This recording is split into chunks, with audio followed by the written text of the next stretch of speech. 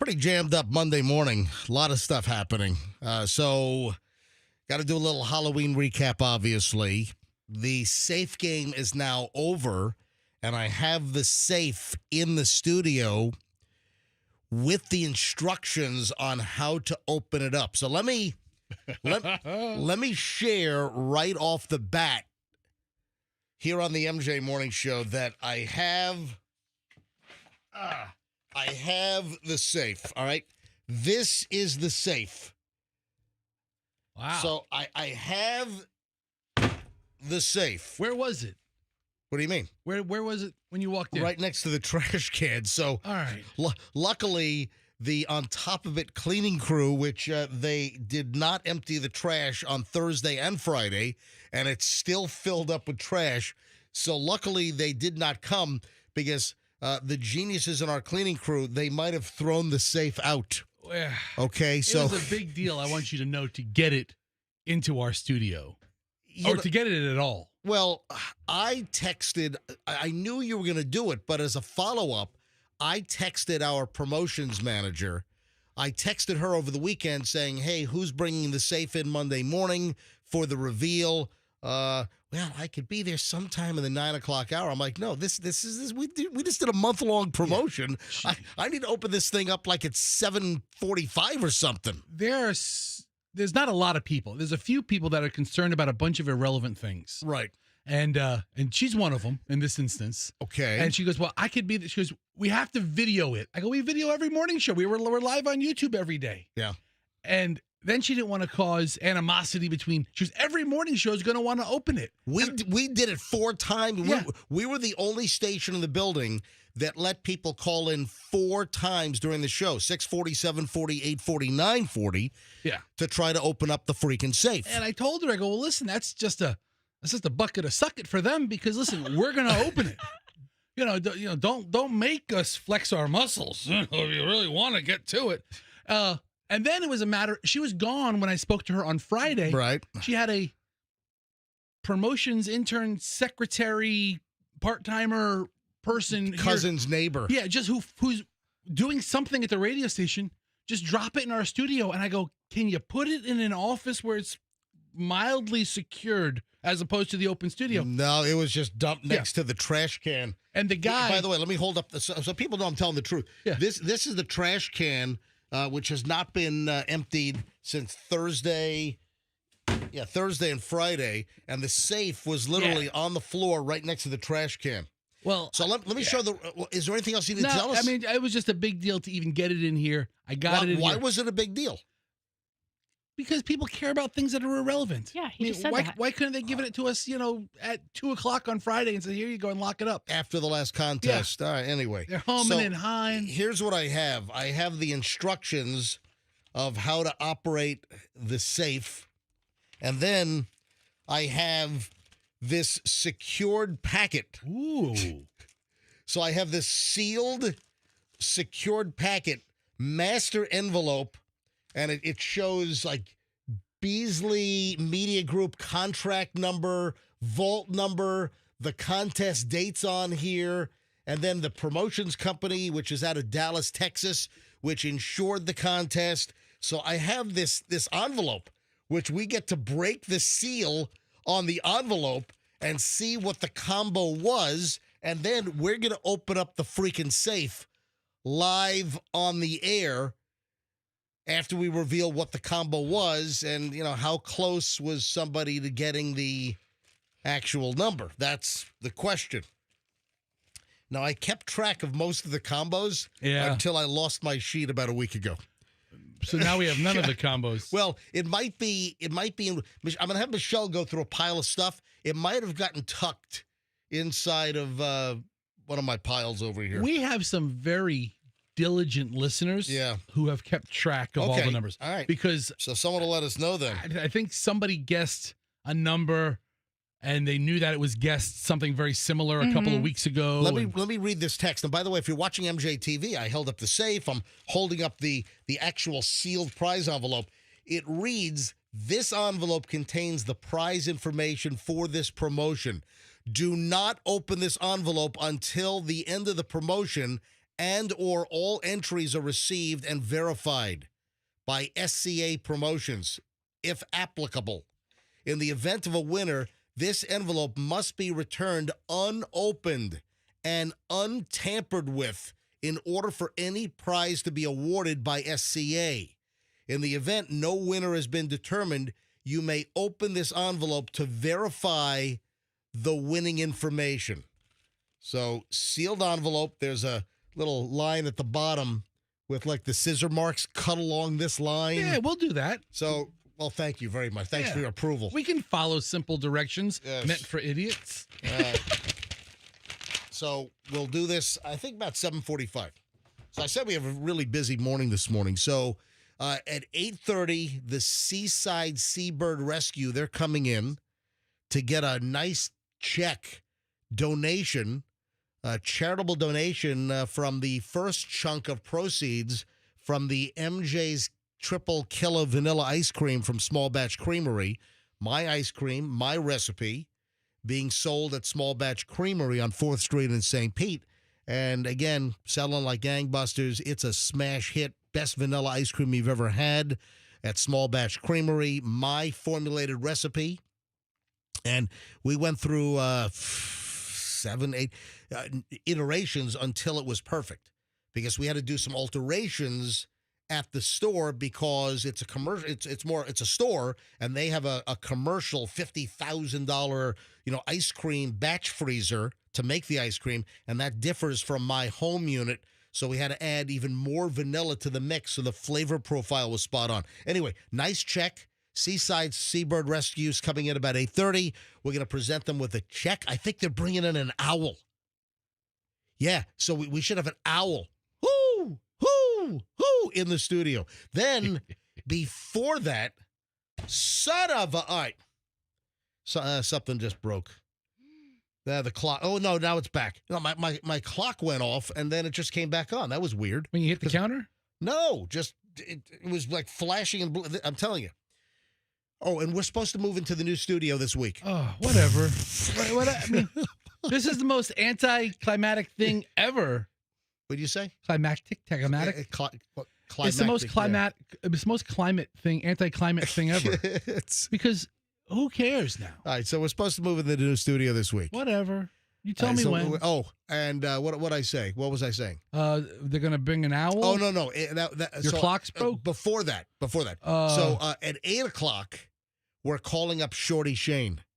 Shorty Shane was in one of those crunch-o-matic accidents. Oh, no. You know when you're in a line of cars and you're kind of in the middle, and he was like in the middle of an accident where he was like stopped apparently, and then some car comes barreling in and smashes a whole bunch of cars. He gets rear-ended. He gets flung into a car in front of him fast enough that the airbag went off.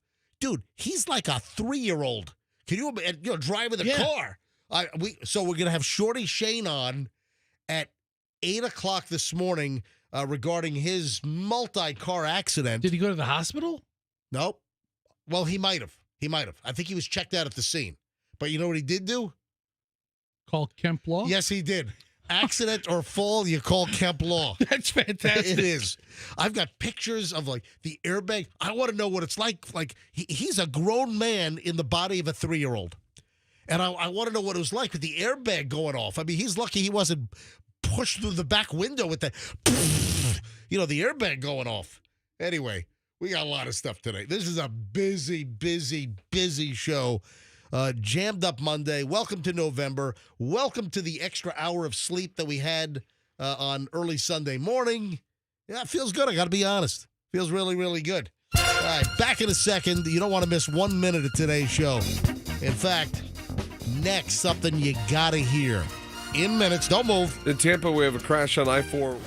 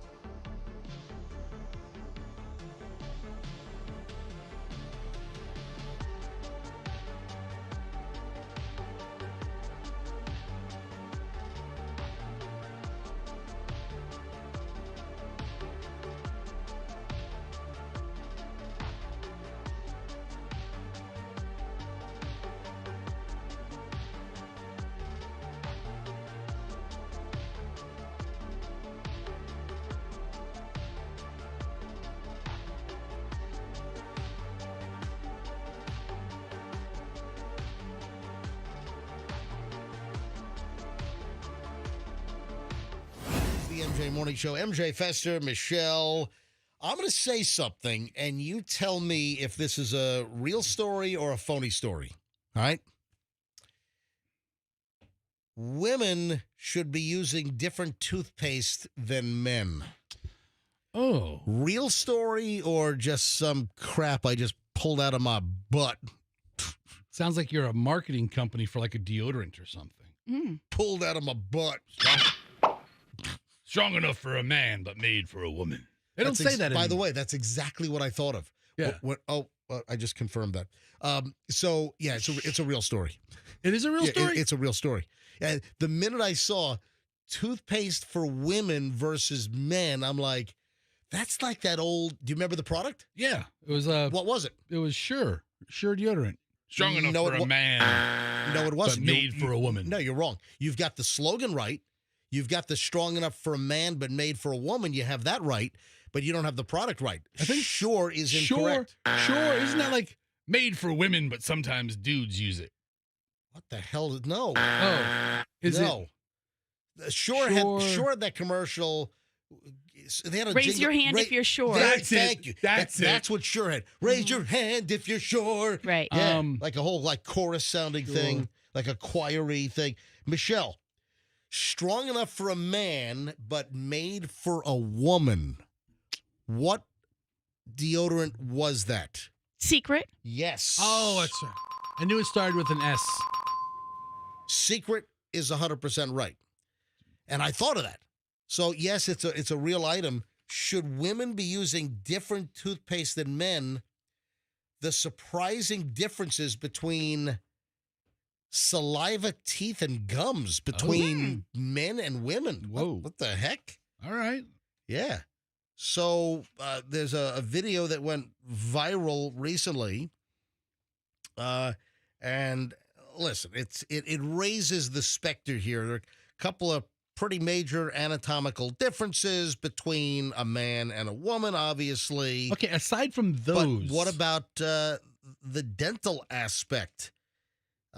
It turns out that women's mouths are more acidic, according to this particular claim, and that allegedly most toothpastes are formulated for a man's mouth. Is that because of like the scientists back in the day were mostly men?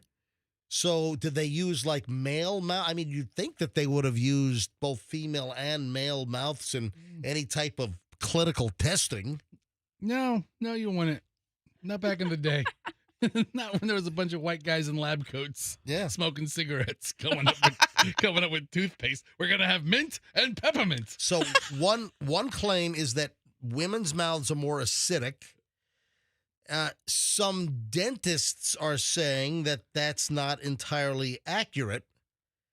One dentist said men's and women's mouths are different. And we may want to consider that when it comes to things you use to clean your teeth. On average, a woman's saliva tends to be a bit more acidic than men. So that's another dentist saying that. I mean, can't we just, those pH strips? Can't we just let's just go. Remember in science class, we had those little pH strips and we'd see if something was like base or acidic, and you'd have the 7.4, the 6.2, and base versus acidic in science class or chemistry. I remember the strips. I don't remember the numbers on the strips, though. I remember my dad was always fearful of becoming a diabetic because his brother, that was Uncle Eddie, was in a car wreck, a really bad car accident, and then he turned diabetic. Because of the car accident. Well, that was the family lore. Okay. That was I didn't realize that was the family lore. Oh, you never heard that? No. Hold on, Michelle. In our 31 years of marriage, this never came up? No, I just thought he was diabetic. Oh, yeah. He had the diabetes. He had the diabetes. That was it. So Uncle Eddie, it was believed by the family after a really, really bad car wreck that's when he got the diabetes. the diabetes. You No. gotta watch out for the diabetes. He's got the diabetes. So that's what the belief was. So my father was always concerned, and I just remember as a kid, because my uncle was in a bad accident. I can't remember whether it was just before I was born or I was like 2 or 3 years old. Maybe I can call my mom. She's like a night owl. I don't think she's even gone to bed yet. All right, but that was the story. But then my father was always like scared of it. So I remember that he had like these tests, and it might have been like a little roll of tape that you'd pee on. And my dad was always peeing on this stuff to make sure that his pH was right and that he didn't have the diabetes. the diabetes. Oh, my gosh.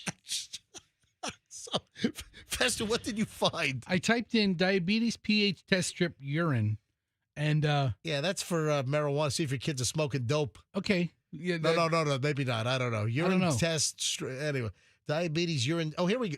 Oh, wait a minute. Diabetes urine test strips do not test for pH levels directly, but some multi-parameter strips for diabetic monitoring include pH testing alongside other markers. All right, so there. All I know is my dad was peeing on these little strips. All right. You know what the stuff? It was like, the typing correction strips. All right, so look, That's what it was like. It was like that. I messed it up by putting pH in there. All right. Diabetes test strips are used to detect glucose There you go. and ketones in urine. Yeah. And it's a way to monitor and manage diabetes. There you go. Oh, I know. My dad was always peeing on these strips. Anyways, where were we? Something about your dad whizzing and stuff? Oh, no, the pH and acidity, and somehow I got into that. But then here's another dentist that says that, women's saliva tends to be more acidic, This is partly due to hormonal fluctuations during menstruation, pregnancy, and menopause, which can temporarily lower pH levels. That's according to Dr. Anjali Rajpal. Oh, he sounds good. Yeah, he's a cosmetic dentist and founder of the Beverly Hills Dental Arts Clinic. Pretty fancy. Wow, I guess that's where all the celebrities go for dental. It's not going to the dentist. It's now dental arts. That sounds like a very Californian up thing, doesn't it? Sounds like That sounds like all Beverly Hills. That's where I want to be. a lot of veneers. Lots of veneers. A lot of veneers. But remember, we had a story recently, like 2-3 weeks ago, that veneers have a big regret factor. Remember, we had a story about somebody that said that they wouldn't have done veneers if they, yeah, there was something about that. Can you not take them off? I think you can with a chisel. Really? I don't know. I'm sorry, I don't have any veneers. Oh, you saw Dr. Childers recently, Fester. I did. Or your wife did. For veneers. No. So, no, seriously, you and Allison went down to, what, Bradenton? Yeah, he has a new office in Bradenton. Right, so Dr. Childers, and did he work on Allison? Yeah. Allison, yeah, because I've got to go see Dr. Childers as well, because I've got a little hole in my tooth. My one, two, I think it's my second molar from the back. It used to be my third molar until I had, oh, no, that wisdom tooth is still there. You only have one out. Oh, that's right. Oh, that one, it's the one below. It's the lower right where we had to take because I cracked my wisdom tooth. Other than that, I used to have all 32 teethuses. Now I only have 31. But Dr. Childers yanked that out and did a wonderful job.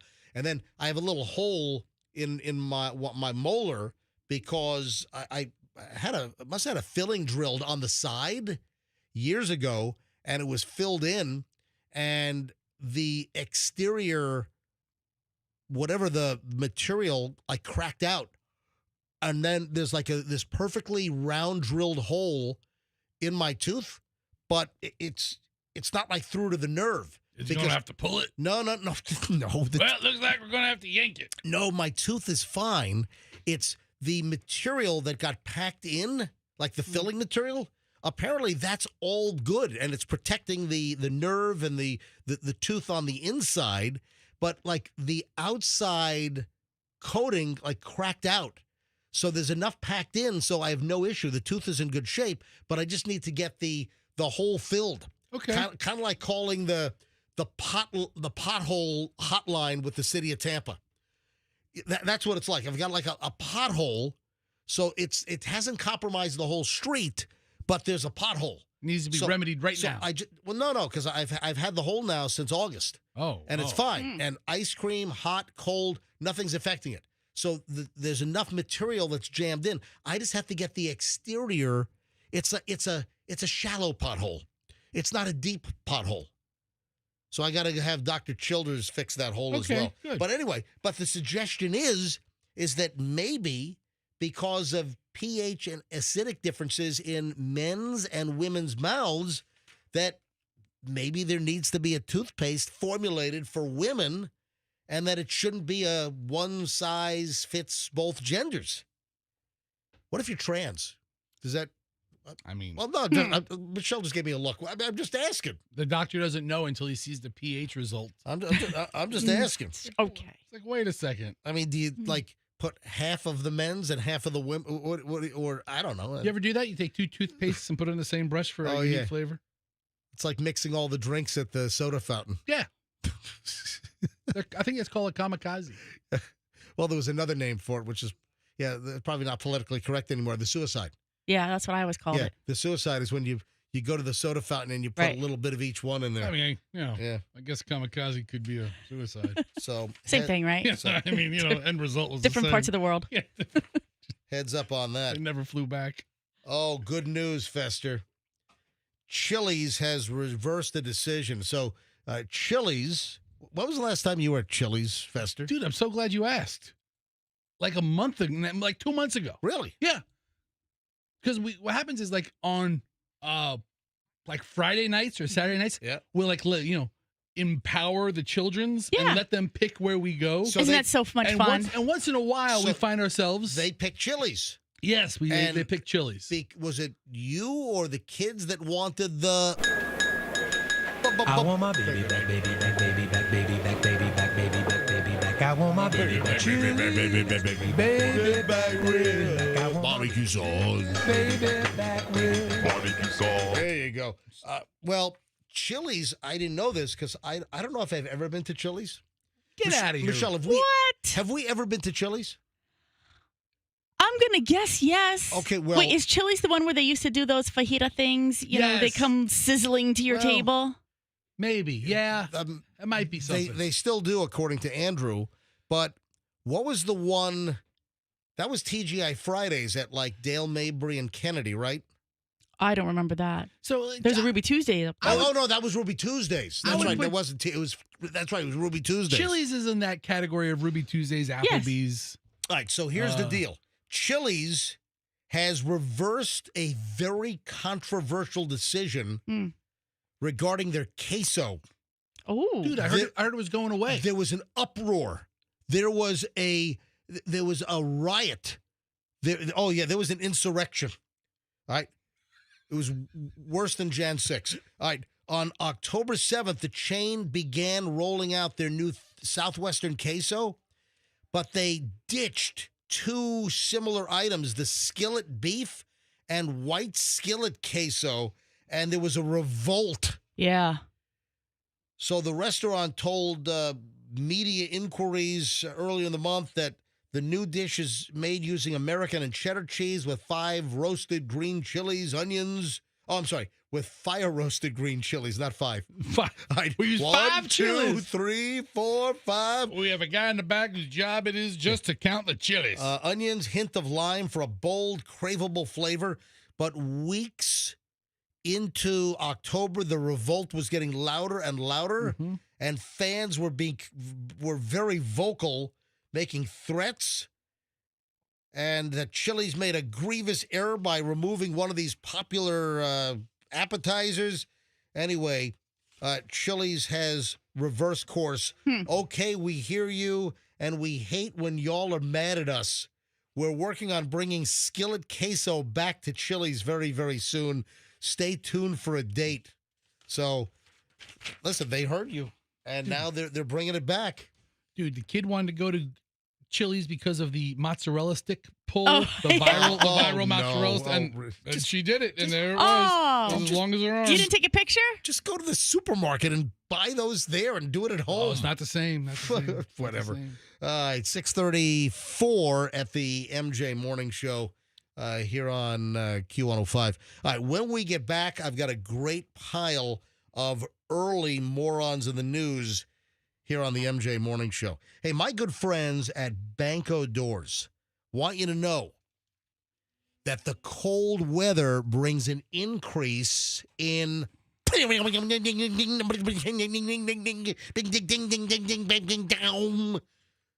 Fester, what is that noise? Is that a spring snapping? Yes, it is. Seriously, the cold weather, it changes things. Hey, the cold snap, I've got to put air in my tires because you'll notice, folks, and you really need to check this out as well, that when it becomes cold out, your tire pressure goes down. So I'm like a pound or two below on my tires. Same thing with the springs on your garage door. The cold weather just kind of changes the molecular properties, and there is an absolute increase in springs breaking on garage doors when it gets colder out, and this is where Banco Overhead Doors will fix your spring. If you want an honest company, does a great job, you want Banco. Anything garage door related, folks, bank on Banco, bancodoors.com, and tell them MJ sent you. Traffic's on 635. Morons in the news. A very tasty pile next. Our trouble spot.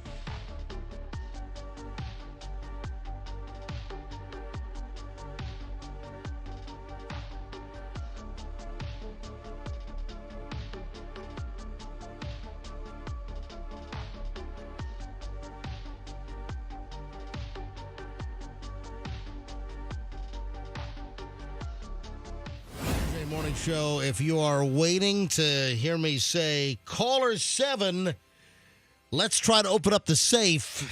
It's not going to happen. It's not going to happen because it ended on Friday. Yeah, the last attempt to open up the safe was Friday. In about an hour, though, we're going to open up this sealed envelope and reveal what the code was and then open the safe live on the air. So stand by for that. All right, early morons of the news. Where do I start? Man, I got a lot of stuff today. Oh, I'm not going to be able to get to it all, but I might have to carry it over. All right, let's start with principal resigns after allegedly using Grindr to pursue secret school tryst with a student. Say what? My God, this is why we call it morons in the news. Yeah, this is out in Northern California. Total perv of a high school principal has resigned after he was found seeking a hookup with a current and former student on Grindr. That's Grindr. Yeah, if you know about the site, you know how to spell it. Are those two students?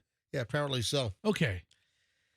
Yeah, Jonathan Fay was the principal at Armador Valley High School in Northern California, allegedly contacted the students, plural, on the popular gay hookup app from an account dubbed Eyes Emoji, according to a news source that covers California education. I really have always liked you. The Eyes Emoji account messaged the former student, according to the communication shown in the investigation, which was performed by the Pleasanton Unified School District. Ugh. Didn't you notice last year I would go out of my way to say hi or smile every time I saw you?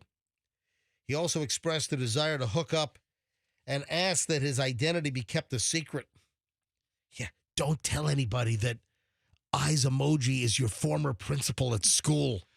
Don't let any vice principals know. And I want to Grindr with you. Yeah. Look at Michelle. You're grossing me out. Stop it. In a separate communication fester between the Eyes Emoji Grindr account and a current student, he called that student hella hot. Hella, hella hot. He knows the lingo. Man, you're hella hot. And then also, quote, there's a part of me that would love a secret school tryst. Oh, my God. At one point, the student asked, are you the principal of Armador? By the way, he used the wrong spelling of principal. Oh, well. Because remember, the principal is always your Pal. yes. This guy wanted to be their pal. Oh, I remember some kid. We had a spelling test in 7th grade in Mrs. Watts's class in English at Pembroke Meadows Elementary School, and we had a spelling test. And some kid yelled out because it was principal, but it was I can't remember. But the kid yelled out, "Hey, everyone! Remember, the principal's always your pal." And Miss Watts got pissed off. Holy moly, was she? She was juked. She was angry. You know, when you think back to teachers who just kind of flew off the handle for no good big reason, Yep.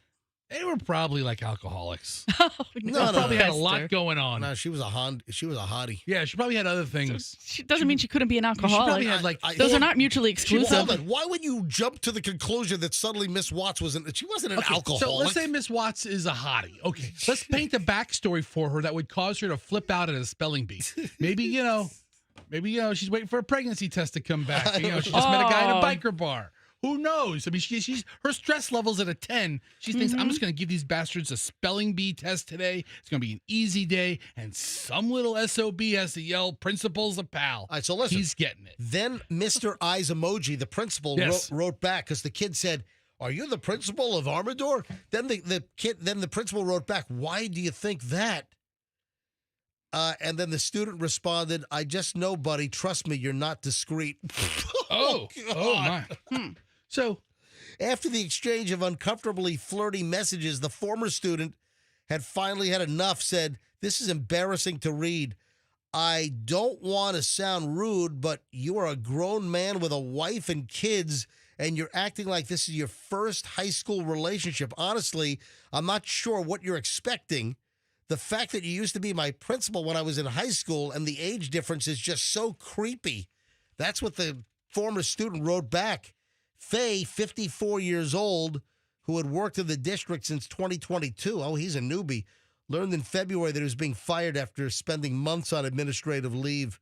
Yeah, he appealed the decision before accepting a $254,000 settlement last week. So why is he in Morons in the News again? Say what? The guy walks away with $250,000 and my- he's the moron? Like, how do you try to pick up a current and former student on a gay app on Grindr and you walk away with $254,000? Oh, which reminds me, we've got to talk about the Auburndale situation, which we did not get to late last week with the city manager. You know that whole deal? Yeah. Yeah, he's getting paid out as well. But listen, there are a couple of things that I find a little wacky, including the accuser. If you know, we'll get to the Auburndale story a little later on. What's going on out there? Anyway, Morons in the News. Just a creepy, creepy story here on the MJ Morning Show. I had a good Villages item. Where's my Villages item? Hang on a minute. I want to go local or local-ish here in a second. Here we go. I mean, this is unbelievable. 2 villagers spending time behind bars after trips to Walmart, according to the Villages News. 2 villagers did something naughty at Walmart. Marilyn Patricia Turner. She is accused of attempting to steal 97 items at Walmart worth $563. Huh? The thing that got me here was, how old do you think Marilyn Patricia Turner is? Is she like old? Just take a guess. 65. No. No. 78. No, Michelle. 92. Oh, now you're over. Son of a... Yeah. You give us no guidance. Yeah. Just guess a number. 106. You 14. You just broke the game. That's not how the game goes. The little guy Fell off the lid. fell right off the edge of the cliff. How old is she? 81 years old. Okay. Would you think an 80... Look at her mugshot. She looks like little old granny. Oh yeah. Oh, yeah. Look at this thief. She looks like a mean as hell granny. Michelle's going, oh, looking at her mugshot. She tried to rip off 97 items from Walmart up in the Villages with a retail value of $563. Oh, yes. We'll have more pricing games. We'll have more shoplifting coming up next. Oh, that's what they need. They need the shoplifter game on The Price is Right. Yeah. Just give a person a cart in a Walmart store, a self-scanner. The shoplifter game. Isn't Supermarket Sweep kind of like that? But Yeah, I guess it was. Then they needed to flee the store. So you collect all the crap and then you flee the store. And then they get tackled in the parking lot by loss prevention. There you go. No, you get shot with a taser. Yeah. Or maybe you take it to the next level and you really get shot with live rounds. You get shot. By loss prevention. You don't show both your hands. And I was amazed that this 81 years old and she's ripping off Walmart. Turner is already on felony probation for a 2024 incident in which she fled the same Walmart in her Mercedes SUV with more than $300 in stolen merchandise. they know this lady there. What Come the- on. Yeah. I mean, she's driving a Mercedes SUV and she's ripping off Walmart. She fled. She's on felony probation for that incident just last year. What kind of fleeing felon 81-year-old octogenarian is this woman? So does she get life in jail now You know what? at 81? 3 strikes, man. You're giving me life? Well, it's only 2 years. Stop it. I'm like looking at this. I'm like, really? This is somebody's grandma, and this is her and she went back to the scene of the crime. This granny looks mean as hell. She Just does. cursing and yelling. Oh, you know what? Like the throw mama from the train lady. Yeah. Or the woman in the Goonies. Just like that. Shut up, Norman. Or whatever what was Danny DeVito's character in Throw? What was his name in Throw Mama from the Train? I don't even know. I don't even know I saw that movie. Oh gosh, that actress who's I think long gone. Owen. This is. Andrew's saying that her name was Ann Ramsey, was her name, Yes. and And she currently resides in some cemetery Yeah. somewhere. Yeah, Yep. and again, from the Goonies, she played Robert Davi's mom. You know, Robert Davi, local Hollywood dude, new friend, James Bond villain. Robert Davi, new friend of the MJ Morning Show. Yeah, she was the mother of that robbery gang in the Goonies. So, all right, what is it? 6:53 at the MJ Morning Show. Little early morons in the news. When we get back, I shall continue morons in the news because I've got great stuff. A fatal poisoning with an item that I thought was just supposed to give you diarrhea. Yeah. Wait to hear that. You got to hear this. Also, wait to hear what this guy was stuffing down his pants in a theft operation. Love it. The rubber mallet attack. We got to do a test on rubber mallet attacks here in the studio. I'll explain it. Anyway, I got a lot of good stuff. As Morons in the News continues next at 6:54 here on the MJ Morning Show. Stand by, ladies and gentlemen. Now, my friends at International Diamond Center, my friends at IDC, they want you to know that nobody knows diamonds like the entire team at all of their locations, and nobody prices diamonds more fairly than IDC. And now that includes lab-grown diamonds. If you're considering a lab-grown diamond, IDC has made arrangements with a big wholesaler so they can save you thousands. Do you know the average lab-grown diamond being sold online and through other retailers, do you know that they're grossly marked up, some as much as 800%? Now, as you know, IDC, they prefer natural diamonds. But they got tired of seeing people that want a lab-grown diamond get ripped off. So that's why they finally stepped up with these lab-grown diamonds. So if you're thinking about a lab-grown diamond, see what IDC can do for you. So the real diamonds or the lab-grown diamonds, you want IDC. International Diamond Center, Tampa, Clearwater, Lakeland, Sarasota. And please tell them that MJ sent you. Plan B air conditioning is available when you need them quickly and at a very, very fair price. we're getting the cold snaps now. Maybe you wanted to put a touch of heat on, and maybe the heat's not working. Maybe the air. We're still going to have some hotter days, and when the air conditioning doesn't work. The bottom line is that your HVAC, your air conditioning system, is gonna bust at some point. And when it does, we all need a good, reputable, reliable, honest air conditioning repair company, and that's Plan B Air Conditioning. Instant radio coupon. When you call Plan B Air Conditioning, you tell them that you heard about them on the MJ Morning Show and that you want to use the 10% off MJ coupon. Just say, hey, I want my 10% off, and they'll give you 10% off. If you need a new air conditioning system, they'll beat any other company by at least $500. You want a great air conditioning company, folks? Plan B Air Conditioning, 813-PLAN-BAC or planbairconditioning.com. Need a good roofing company? Again, these are all important things to have in your contact list. You got to know who to call. If suddenly you have a roof leak, or if you know that it's time for a new roof, or you want to get an inspection, you call Westfall Roofing. Since 1989, this is a family-run company.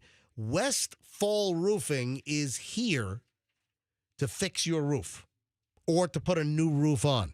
You've heard the stats on the show before. The average roof here in Florida lasts about 15 to 20 years.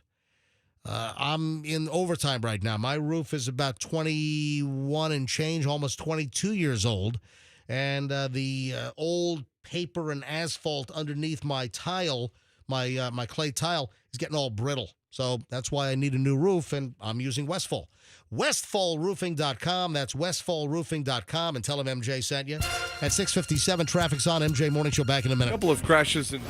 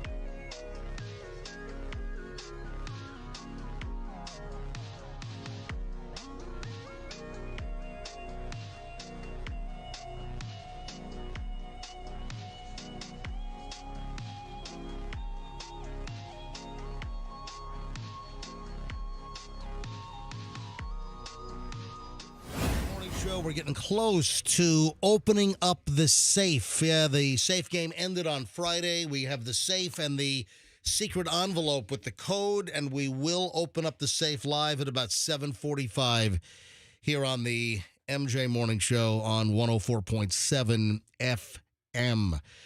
Busy morning. We got to call Shorty Shane in about an hour. He was in a car accident. Luckily, he is okay. Also, we'll make a check presentation to the Seaside Seabird Sanctuary about 8:30. They're the first beneficiary of the charitable donation from the MJ's Triple Killer Vanilla Ice Cream at Small Batch. And then we're going to have a series of places to donate. They get the first nice check. How much? From selling the ice cream? I mean, the ice cream's been a smash hit. So we'll get to that coming up in just a bit. All right, let's move on with the morons in the news. I said that I had a giant pile today, and I wanted to continue because some of the stuff is just too good. So when I say, and I kind of teased this before the break, Michelle, Andrew, Fester, when I say I thought if you did this, it's only supposed to give you the squirts, the runs. Yeah. But this ended up killing somebody. Man. Does anything... Yeah.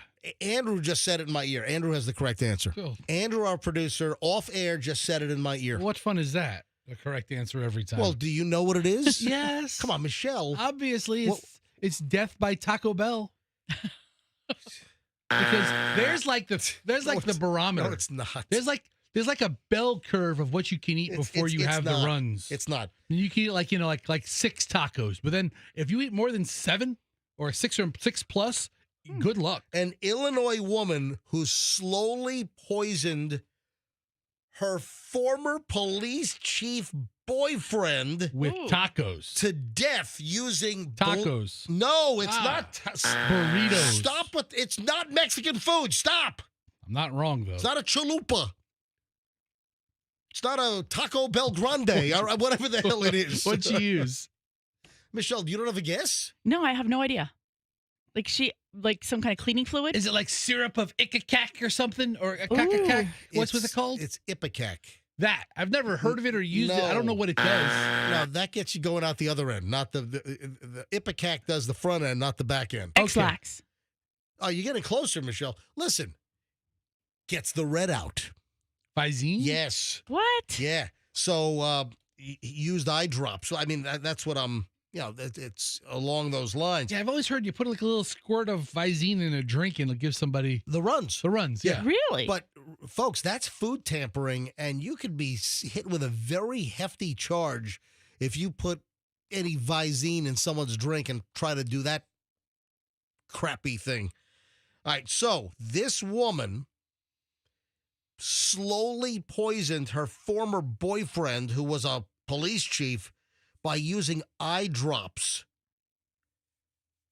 And Marcy Oglesby, 53, was sentenced to 50 years behind bars for first-degree murder, attempted murder, aggravated battery for killing the boyfriend, who was 71 years old, Richard Young, former police chief of Makwan, Illinois. Oglesby began lacing Young's food and drink with tetrahydrozoline. Tetrahydrozoline.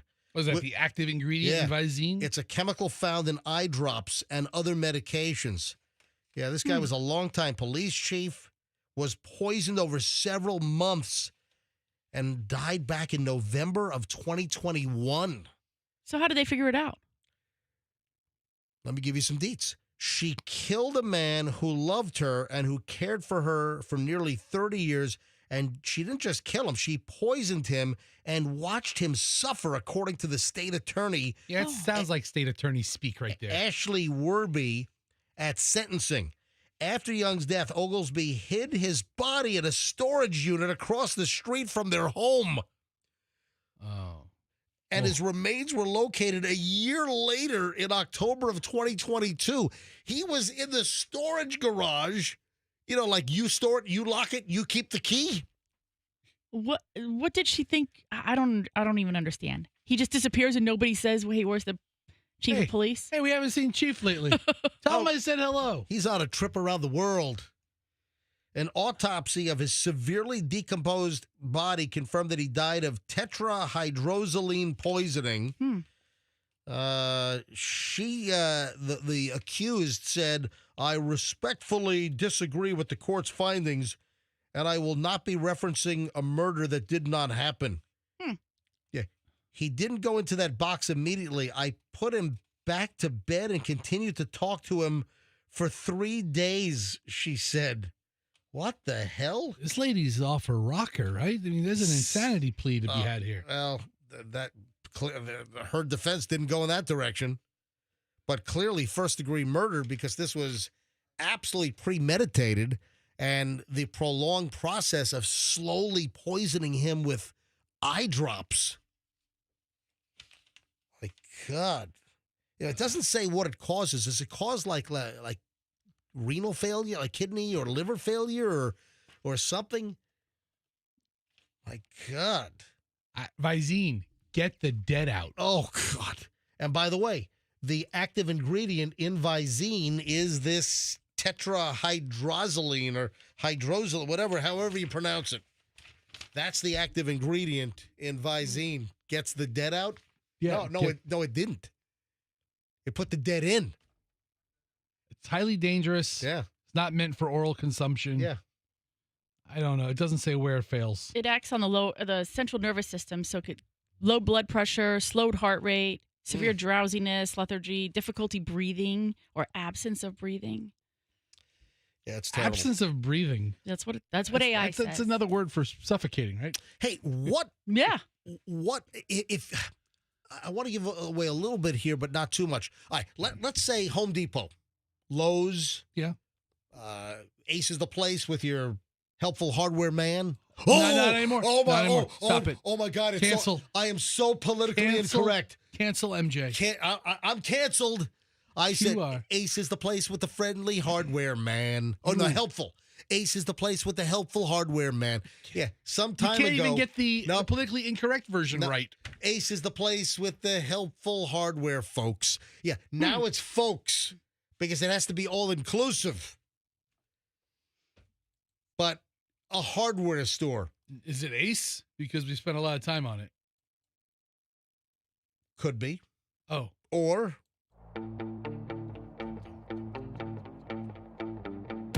could be Home Depot. All right, let me ask you a question.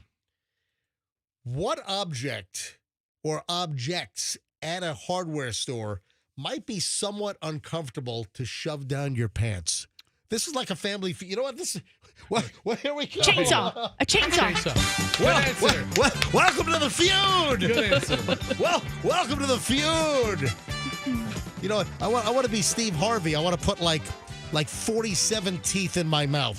Yeah, you can do it. Yeah, he's got too many teeth. He's got some kind of genetic condition. Steve Harvey has way too many. Oh, but this is totally a Family Feud question.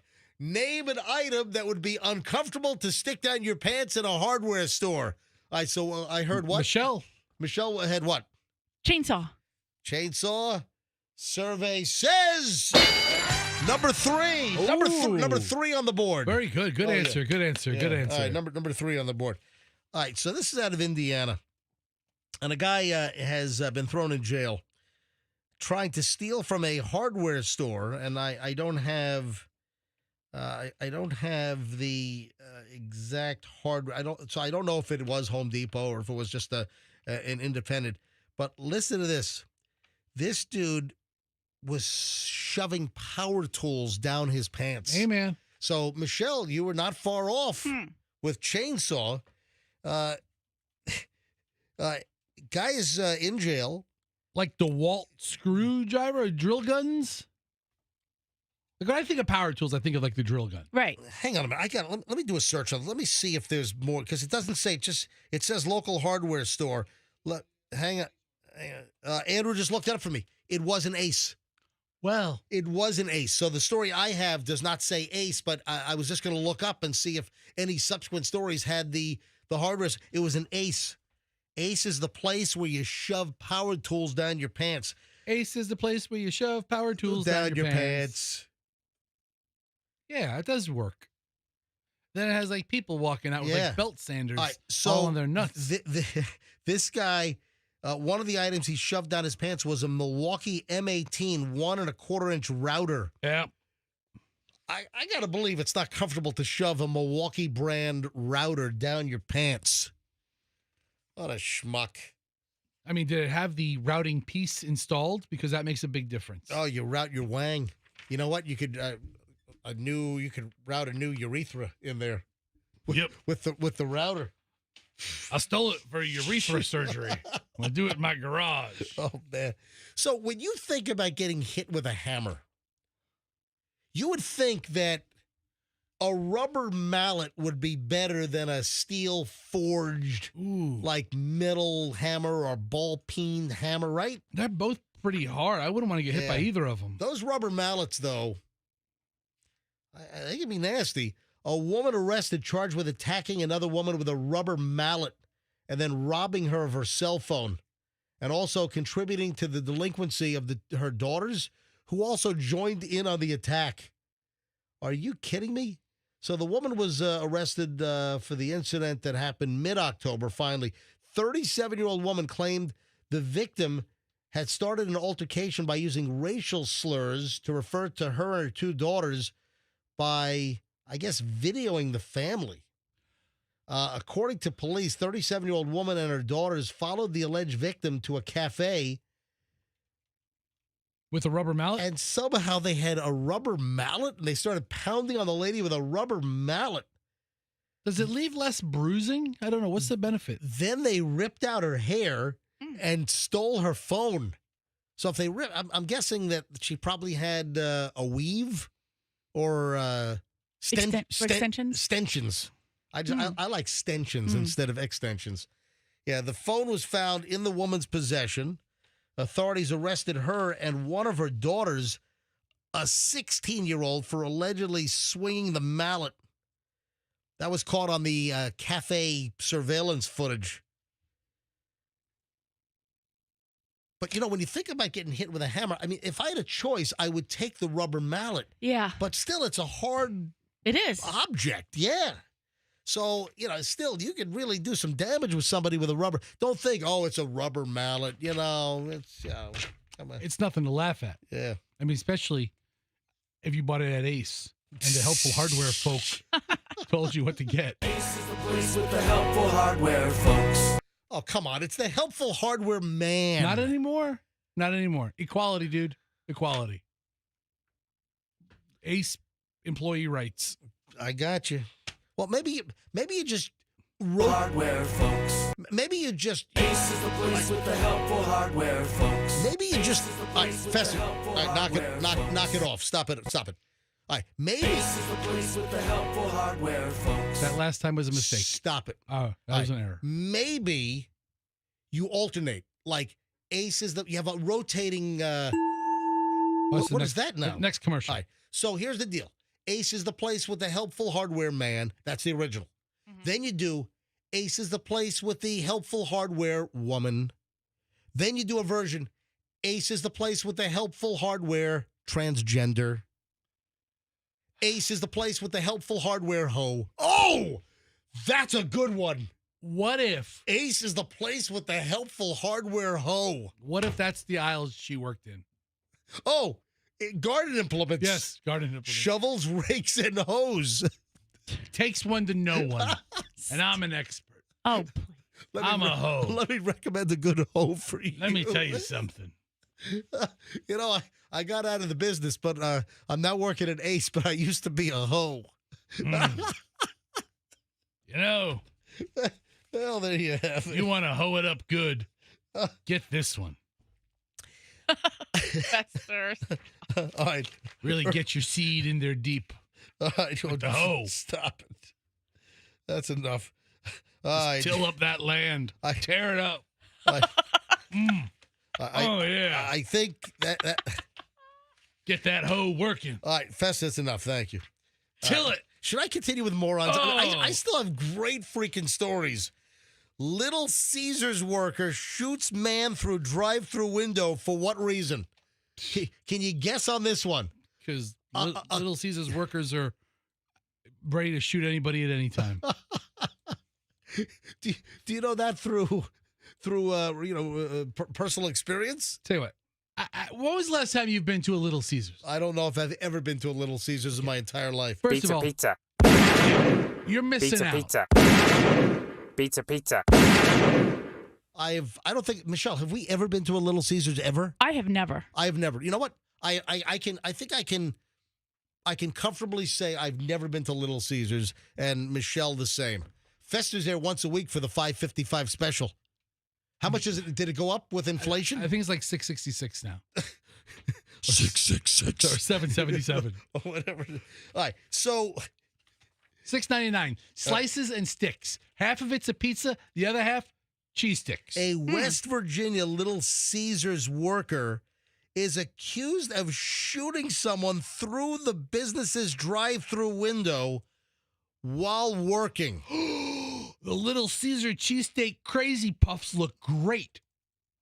Oh, man. It's like a muffin tin concoction. They're They great. look good. Yeah, look at them. Look how good they look. Jatik Farmer, 21, charged with malicious wounding, according to records from West Virginia authorities and the local correctional facility. This happened last Thursday. Farmer was speaking with another employee at the Little Caesars restaurant when the two of them exited the store, blah, blah, blah. Around the same time, a man was outside the store by the drive-thru window staring at Farmer, an act that pissed him off, apparently. According to authorities, the fellow worker retrieved a gun Farmer had in his vehicle's glove compartment, handed it to him. Then they went back into the store.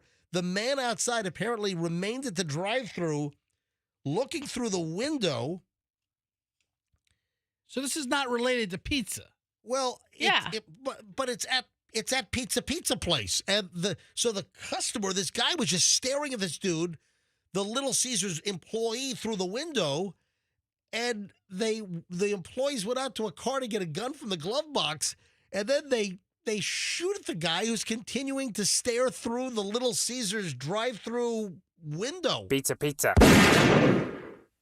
All right, well, on the surface, I don't necessarily condone shooting people who are looking at you. If you stare at somebody, you can't predict their response. What's that? What's the saying? I'll smack that smile right off your face. I think that's one of them. This is taking it to a new level. I'll shoot it right off. I'll shoot that smile right off your face. Yeah. I mean, if somebody stares at you and is just smiling, you're eventually going to be like, what the hell's up? And there's eventually going to be a threat level there. All right, so when we get back, we start an hour and 20 minutes of Nonstop MJ, including the Halloween recap pile. We've got some stories. How many alleged cases of tainted candy around the country have we discovered? Or what about accidental items being given out to kids, which we warned about that. So we'll go to the Halloween pile here in just a matter of moments. Also, Fester, you ever hear of Fatty McFatfa? Fatty McFatfa? Fatty McFatfa. Is that a real person? It is. I haven't. Fatty McFatfa. We got to deal with that. Also, we're going to open up the safe coming up. We have the combo.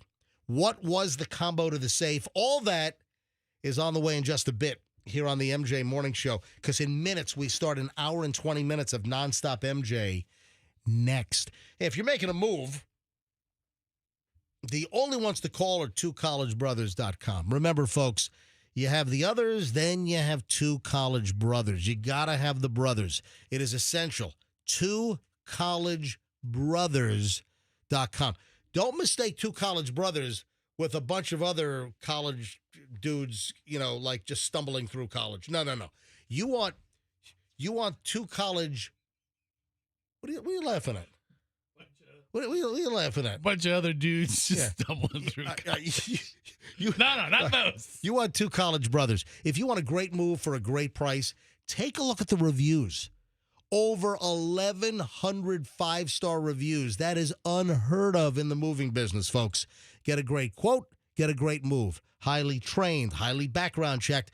twocollegebrothers.com, the smartest move you will ever make. Hey, speaking of moving, sell your home with Mark Spain Real Estate. Get the strongest cash offer in the industry. You're going to save time, you're going to make the most money, and eliminate the hassle. Hey, MJ here, obviously.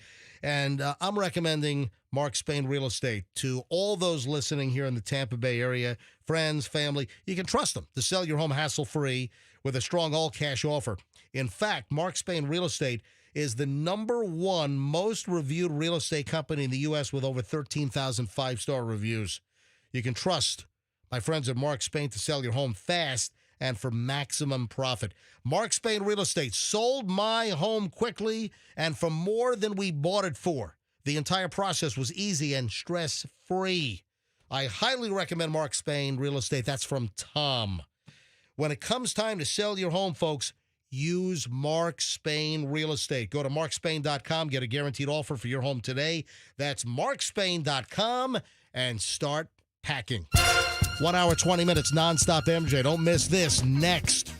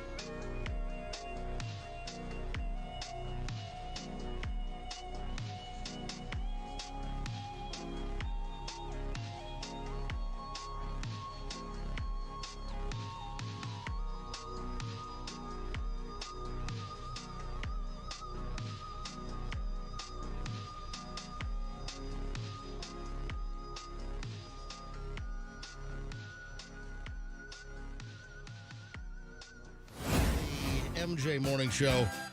I want these stupid videos to stop popping up in my feed. I guess, over the last couple of months, TikTok videos, which I don't do TikTok, but on my Instagram Reels, the song, this thing here, it's Una Paloma Blanca, right? So have you seen the videos where the people are dancing around like maniacs, like total monkeys running around, and it's like a whole family emerges from a doorway and they're all just doing this stupid kind of gorilla dance and everything? I'm not on that algorithm. I haven't seen that. I don't know. You're on the weirdest algorithms, I swear. I am a weird algorithm. I've been getting AI video algorithms, like old people at the chiropractor. And they where we talked about this. Yeah, where the chiropractor then throws the 89-year-old woman through the wall. I've been getting a lot of those lately. Really? That's great. That's wonderful. I watch them all. That's fantastic. All right, 7:29 at the MJ Morning Show. Let's dive in. You're going to be thoroughly entertained for the next hour and 20 minutes plus here on the MJ Morning Show. Halloween pile, just a little Halloween recap. If anyone had anything odd happen, I'd love to hear from you. So if you have any local oddities, any weird Halloween issues while trick-or-treating, any odd things end up in your kid's Halloween bucket or pillowcase or whatever the hell they're using, anything strange, anything you observed on Halloween that you need to bring to our attention, any stories locally, you can call us 800-990-1047. That's 800-990-1047. So let me go through a little pile here. Wasn't a huge pile of stories from around the country. I would like to thank Michelle, our special guest on Friday night. Mm-hmm. Fester, guess who stopped by the neighborhood? So, I told everyone last week that we're doing the whole neighborhood block party again. We had, 6, 7, 8 neighbors where we all brought out our little folding Rubbermaid tables and we all hung out in the street and all kind of clustered together. It was a big cluster. Yes. Instead of having all the kids run up to all the houses, have to ring the doorbell, we made it easy. All they had to do was just walk down the street and we were right in the street, right on the side of the curb, with our tables, and the kids could get their candy that way. So while we were all set up, guess who stopped by? Chief of Police. Yes. Oh, really? Oh, my gosh, Fester. How the hell did you just guess that? I called something in your neighborhood. I knew there'd be a big response. Called something in. Hello, 911? No. So Chief Burkaw, the Tampa police chief, was out with some of his staff. Oh, yeah? They were doing Halloween patrols. Look at that. The chief of police getting out on a Friday night. They had, extra units out. I think all the detectives remained on duty to also do Halloween safety patrols. Friday night kind of juices things up a little bit more. Yeah, it's a great night for Halloween, but you have to just be super crazy careful. So Lee Burkaw, the chief of police, was all over the city going to different areas, and he popped into the neighborhood. Here comes the chief of police. This is hysterical. Some people thought it was his Halloween costume. Yeah. That's a really, really good costume. Right? So one of the, I don't want to call anyone out, but one of the homeowners in our little cluster said, "That is a great looking costume." And where did you get that? And then I had to say, Psst, this is the chief of police, City of Tampa, Chief Burkaw. Whatever. Sure. You're a little old to be doing this, but sure, take 2 pieces if you like. So thanks to the chief and some of his staff for coming out. They stayed for a few minutes, and then they were off to, I think, the other side of the South Tampa Peninsula. Then they were headed over to Bayshore, MacDill area on the other side. Good. I think stops to make. I think they were in Tampa Heights. They were really running all over the city, going to all kinds of different West Tampa, just driving all over, just making an appearance. That's cool. Yeah, absolutely. Yeah. So thanks to Chief Burkaw. All right, so we always hear the stories, oh, the tainted candy or the razor blade found in candy, and that really doesn't happen. That's urban legendy. Yeah, and let me tell you what's been popping up. I had one video pop. Andrew, did I send you I didn't send you a Halloween candy video, did I? Yeah, because the audio was not that great, but there's one video that popped up actually, I'm sorry, there were two videos. So one guy opens up one of those little tiny postage stamp size Snickers these days, Yeah. where they're so small they can only put one letter of Snickers on the wrapper. You know what I'm talking about? Yeah, I know. Yeah, those things they've gotten so damn small. So this guy opens up this Snickers wrapper and he's showing you, oh, look, this thing is completely sealed. I can't believe this. He opens it up and then snaps it in half, and there's like a staple, a metal staple inside. Whatever. Exactly. Fester, 100% right. Whatever. You don't need to open the wrapper. A staple is so small, you unfurl a staple into like a piece of wire by bending out the 45 degrees, and then you just stick it right through the wrapper, and you wouldn't even know there was a hole in the wrapper because the diameter of the staple's so small. So this schmuck is trying to say, oh, look what I found in my kid's candy. BS. All right. Then on another note, I saw this video on my Instagram feed, another wire. Why are they picking on Snickers? So the guy opens up another Snickers, and there's a wire sticking out of the Snickers. And he said, folks, you're not going to believe this. Look at this. And then the camera follows the wire from the top of the Snickers to the bottom of the Snickers. Then it keeps moving. And then it's excess wire on guitar strings. And then he said, look at this. And there's a gorgeous Gibson guitar attached to the Snickers bar. Oh my God. That was a joke. The kids would choke on that. Yeah, so that was the joke, is that it was the guitar string wire. You know, some people don't clip their wires, the guitar string wires just kind of hang off the handle. I prefer my jokes off to the be neck. I prefer my jokes to be funny. Yeah, Right. So, but But, funny guy. All right, anytime there's a content creator saying that something happened to them, it's all staged. Yeah. It's all fake. But then, Andrew, you're not getting. I saw the phones ring. Just nothing good. Listen, if anyone has any Halloween story, anything odd, anything out of the ordinary, if you noticed anything, did anything happen to you, or did you hear about something regarding Halloween? I think it was I haven't seen any local news stories. So I think Halloween went very well here in the Tampa Bay area and in Florida for the most part. But if you have some oddity, if you had some interesting thing happen or something you saw Friday night Halloween, I'd love to hear from you. 800-990-1047. 800-990-1047. Now, we do have a story out of Texas. Kyle, Texas police are warning parents to take a closer look at their child's trick-or-treat bag after receiving a report that a razor blade was found inside one child's Halloween candy. Okay. Yeah, police say the wrapper appeared to be sealed or unopened and are unsure how the blade ended up in the candy.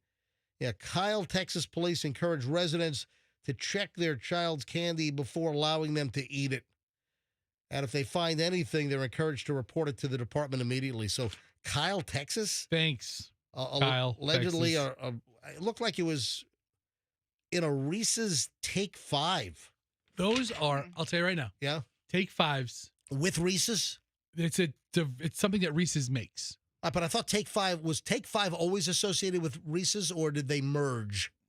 I don't know. Yeah. But the current incarnation of it is the finest of the candy bars. Really? I've never had one. Oh, yeah. It's got like pretzel in it, and then it's got chocolate and like caramel, and then it's got like the peanut butter in it. 5 things. Ew. That's why it's like Take 5. Ew. It's like a flavor explosion in your mouth. I love it. Take 5 is the best. Yeah, Fester and the flavor explosion. Oh, yeah. It's great. And then we have, which is more common, the kids that got THC laced candy, or the lookalike products where some of these, THC or CDB products, they try to make the labels, the wrappers, look like the real product. So Scottsboro, Alabama, the police there said they received numerous calls about THC-laced Haribo gummy bears. Well, Haribo does not make THC. Then they weren't Haribo. So they might have been lookalikes. Exactly. Yeah, the department posted on Facebook that the candy was handed out to trick-or-treaters Friday. At this time, we cannot verify that the candy handed out on the square or anywhere near the city has been altered or contains any controlled substance. I guess they're going to send it out for testing, blah, blah, blah. So we had, a couple of those stories floating around. And then there was a subsequent update from the Scottsboro, Alabama police that they can't confirm, and they're somewhat refuting the story about THC-laced Haribo gummy bears being, passed out. Okay, I don't think any of this is an epidemic by any stretch. Oh, I don't understand how that would happen. Everybody's complaining about the price of candy. I'm going to guess that candy costs more. oh yeah, Yeah. absolutely. So you go to the store and you spend more. Yep. And where are you buying this candy from that you're accidentally passing out that is laced with THC? Well, you buy candies that are infused. Right. Where do you buy Yeah. that? And I'm sure some of these dispensaries sell Right. this So stuff. you go to the dispensary and now you accidentally Well- pass that out? Well, that was one of the things that had occurred is that, like, the adult THC infused or CDB Uh-huh. that got accidentally mixed up with the Nah. actual candy. Nah. All right, hang on a minute. Let me grab a couple of calls. So the phones are ringing on this thing. Fran in Palm Harbor. Fran, you're on the MJ Morning Show Halloween recap. Welcome, Fran. Sweet. Hi. Hey, go ahead. Great. So the only thing that really was weird is a couple kids coming around and had potatoes. Were dumping potatoes out of their bag. Yeah. So we And meant. someone said it's a weird thing going on up north. Yeah, we mentioned this last week, actually. So you must not have been listening, Fran. But last week we mentioned, hey, don't be surprised. The whole potato thing is starting to catch on. It's been around for a long time, but it was sort of localized, and now the little potatoes, or even a big russet baked potato, raw. Yeah, there was a huge one, yeah. Yeah, showing up in kids' Halloween bags. It's sort of becoming a thing. It seems to be migrating south. And here we go, Fran. Now you're actually reporting on what Now I'm in your loop. Yeah, now you're in the loop now. Thank you, Fran. Thanks. Enjoy. Yeah. All right, let me grab David in Zephyr Hills. David, you're on the MJ Morning Show, Q105, 104.7 FM. Hello, David. Good morning, everybody. Okay, so I was picking up my friend late at night from work, and I did pass a group of 8 to 10 people practicing their First Amendment right, but they were dressed as adult toys and protection, and they were holding up signs saying practice safe sex on Halloween. Oh, no. So you actually saw somebody dressed as like a condom? Yes. All right. Yeah, And a then- little more than a little more than that, but yeah. All right. And then like a walking, like, rhymes with Yeah. schmilbo? Yeah. Yeah, okay. All right. Thanks. Nice neighborhood you live in. Yeah, Zephyr Hills. All right. Yeah, Zephyr Hill. Thank you, David. Appreciate the call. Let me grab one more. We got to move on here in a second. Renee in Bradenton. Renee, you're on the MJ Morning Show. Hi. Good morning. Renee, can I help you? Yeah, I didn't have anything fun or exciting going on. I just wanted to know how much of the candy Michelle had left. I'm very happy that you asked that question. Because once again, I'm dying for the answer. well, Renee, I was going to get to this, but you've actually prompted me and you've accelerated this discussion, Renee. So we had a lot of candy, and if Michelle had not told the kids to grab the candy by the armful toward the end, Not true. I let everybody I said, use your hand like a claw. Take a whole handful. And the ones with little hands, I helped them, or I let them pick more than one handful. And then near the end, there were like teenagers, maybe 14, 15. I don't know, two guys came by. And I said, take a handful. And he was like, really? And I was like, yeah. And he was like, oh my God, you're so awesome. And I was like, and he had a friend with him. And I said, aren't you going to take some? And he said, no, he had a weigh-in or something for, I don't know, some sport. So he couldn't take it. Probably wrestling. The wrestling yeah. team? Yeah. Yeah. So I said, well, you know what, buddy? You take some for your friend because once he's done with this gimmick, then he'll be able to eat your candy. Well- and he was so excited. He told his mama was the goat because here's what happened. You were the goat. They had already been to Colbreth, which apparently was a bunch of stingy whatever, handing out candy. So they had almost none. Bunch of rich, stingy Yep. a-holes in Colbreth. Tell you what, people like to go to Colbreth to trick or treat because they think they're going to get it all. Yeah. And these kids were like, Why, no. why do you think they're so rich over there? Yeah, keeping all their They hold on to every dime over there. Apparently they were stingy candy hander-outers. And so I was Those like, well, Colbreth Isles a-holes. right. I said, well, here you go. Take a little Dave, bit. Cigar Dave handed out cigar cutters. No, he handed out ashes. Ashes. Ashes. Here's some ashes for you. Long ashes to Long you. ashes. Trick All or right. treat. All Long right, ashes. So So we had very little left. There were. we had very little left because we had some kids that you told them to grab a handful. I told every kid to grab a handful. They were some of the kids were taking both hands and grabbing like a claw scooper game, and I had some kids that had both hands pressing the haul into their chest. All right. That was That's my how- point. So at the end of the day, so what? Yes. Yeah. So what? At the end of the day, MJ, so what? The end of the day, Michelle spent $180 on candy, and we could have spent probably $75 on candy if kids would have taken 1, 2, maybe 3 pieces. What's the fun of that? How many kids did you get? Did you get? Oh, Was I it, didn't But was now it, she's the goat. was it 100 kids? Over 100 kids? I'd say at least 100 kids, right? All right, but I found out something on Saturday night. What? Renee, Yeah. name a local television weatherman. Dave Osterberg. All right, Dave, hold, hey. That's good. All right, I love Dave. Dave does mornings on Fox, right? Yes. Dave's a fan of the show. Yes. Yeah. Love Dave. When he can listen. All right, so that's not it. Not Dave. That's Name another local TV weather guy. Come on, Renee. I don't watch anything other than Fox. All right. Well, let's think now. There's that Jeff Baradelli guy. Come on, There's one of the Paul Delegato. listen, there are There's Roy. Paul Delegato, There's, yeah. there's Roy Leap. There's Dick Fletcher. the listen to me. Dick There's- Fletcher's been gone for years. He passed away. Okay. There's been All right, listen. Chris Thomas. Steve Jervy. Steve Jervy. Yeah, Steve Jervy. Steve Jervy retired as well. Good guy. All right, here's the deal.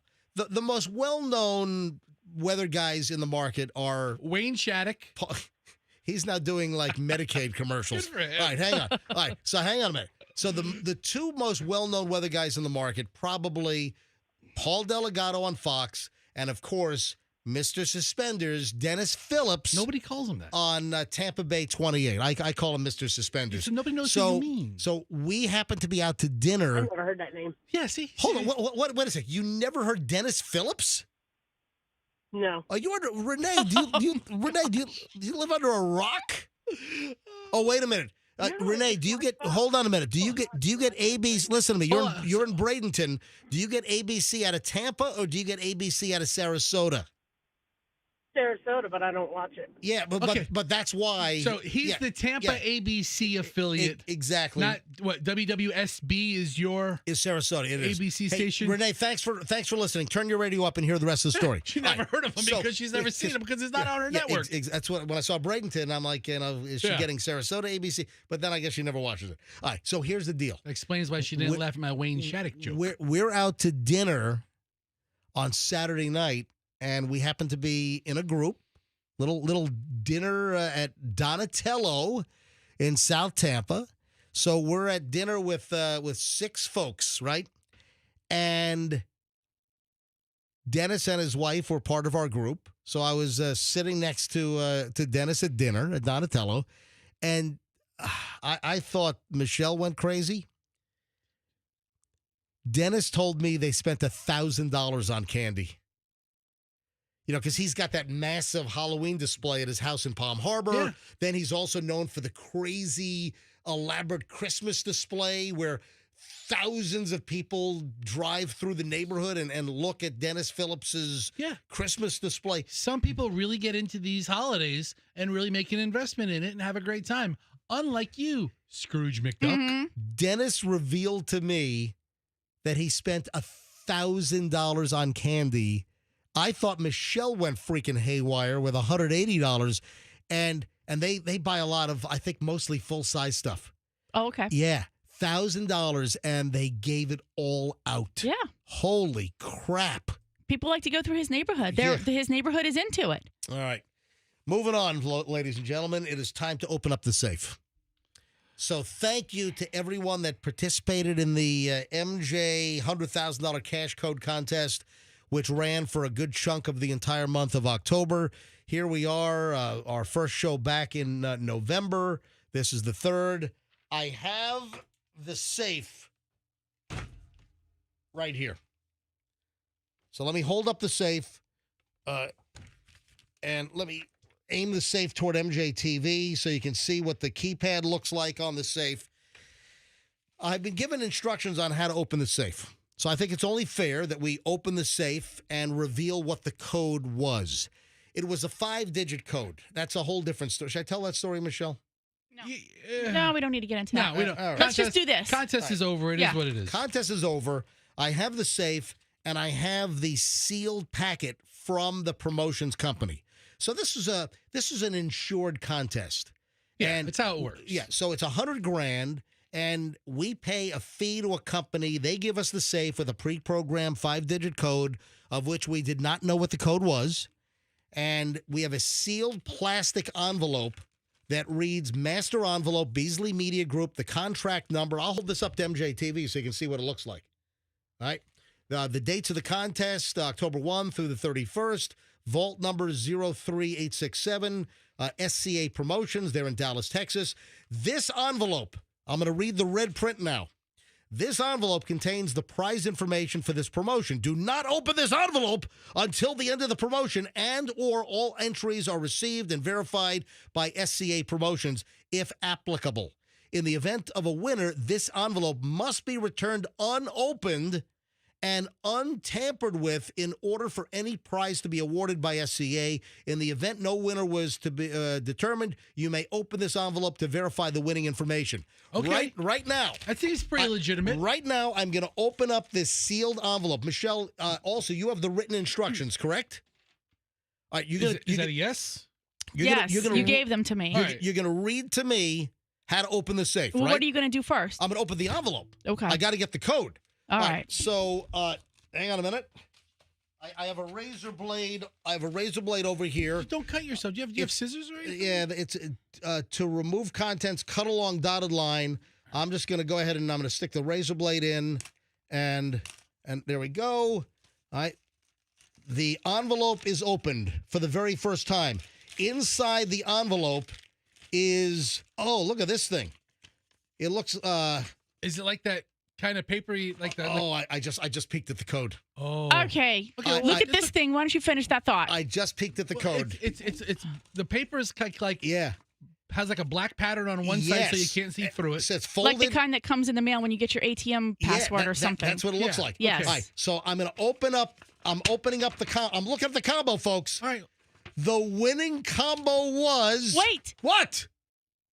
Then we're going to open it. Do you know if it was close to anything that anybody guessed? Well, I'm gonna give it out. And then Fester, somebody sent Fester a full list.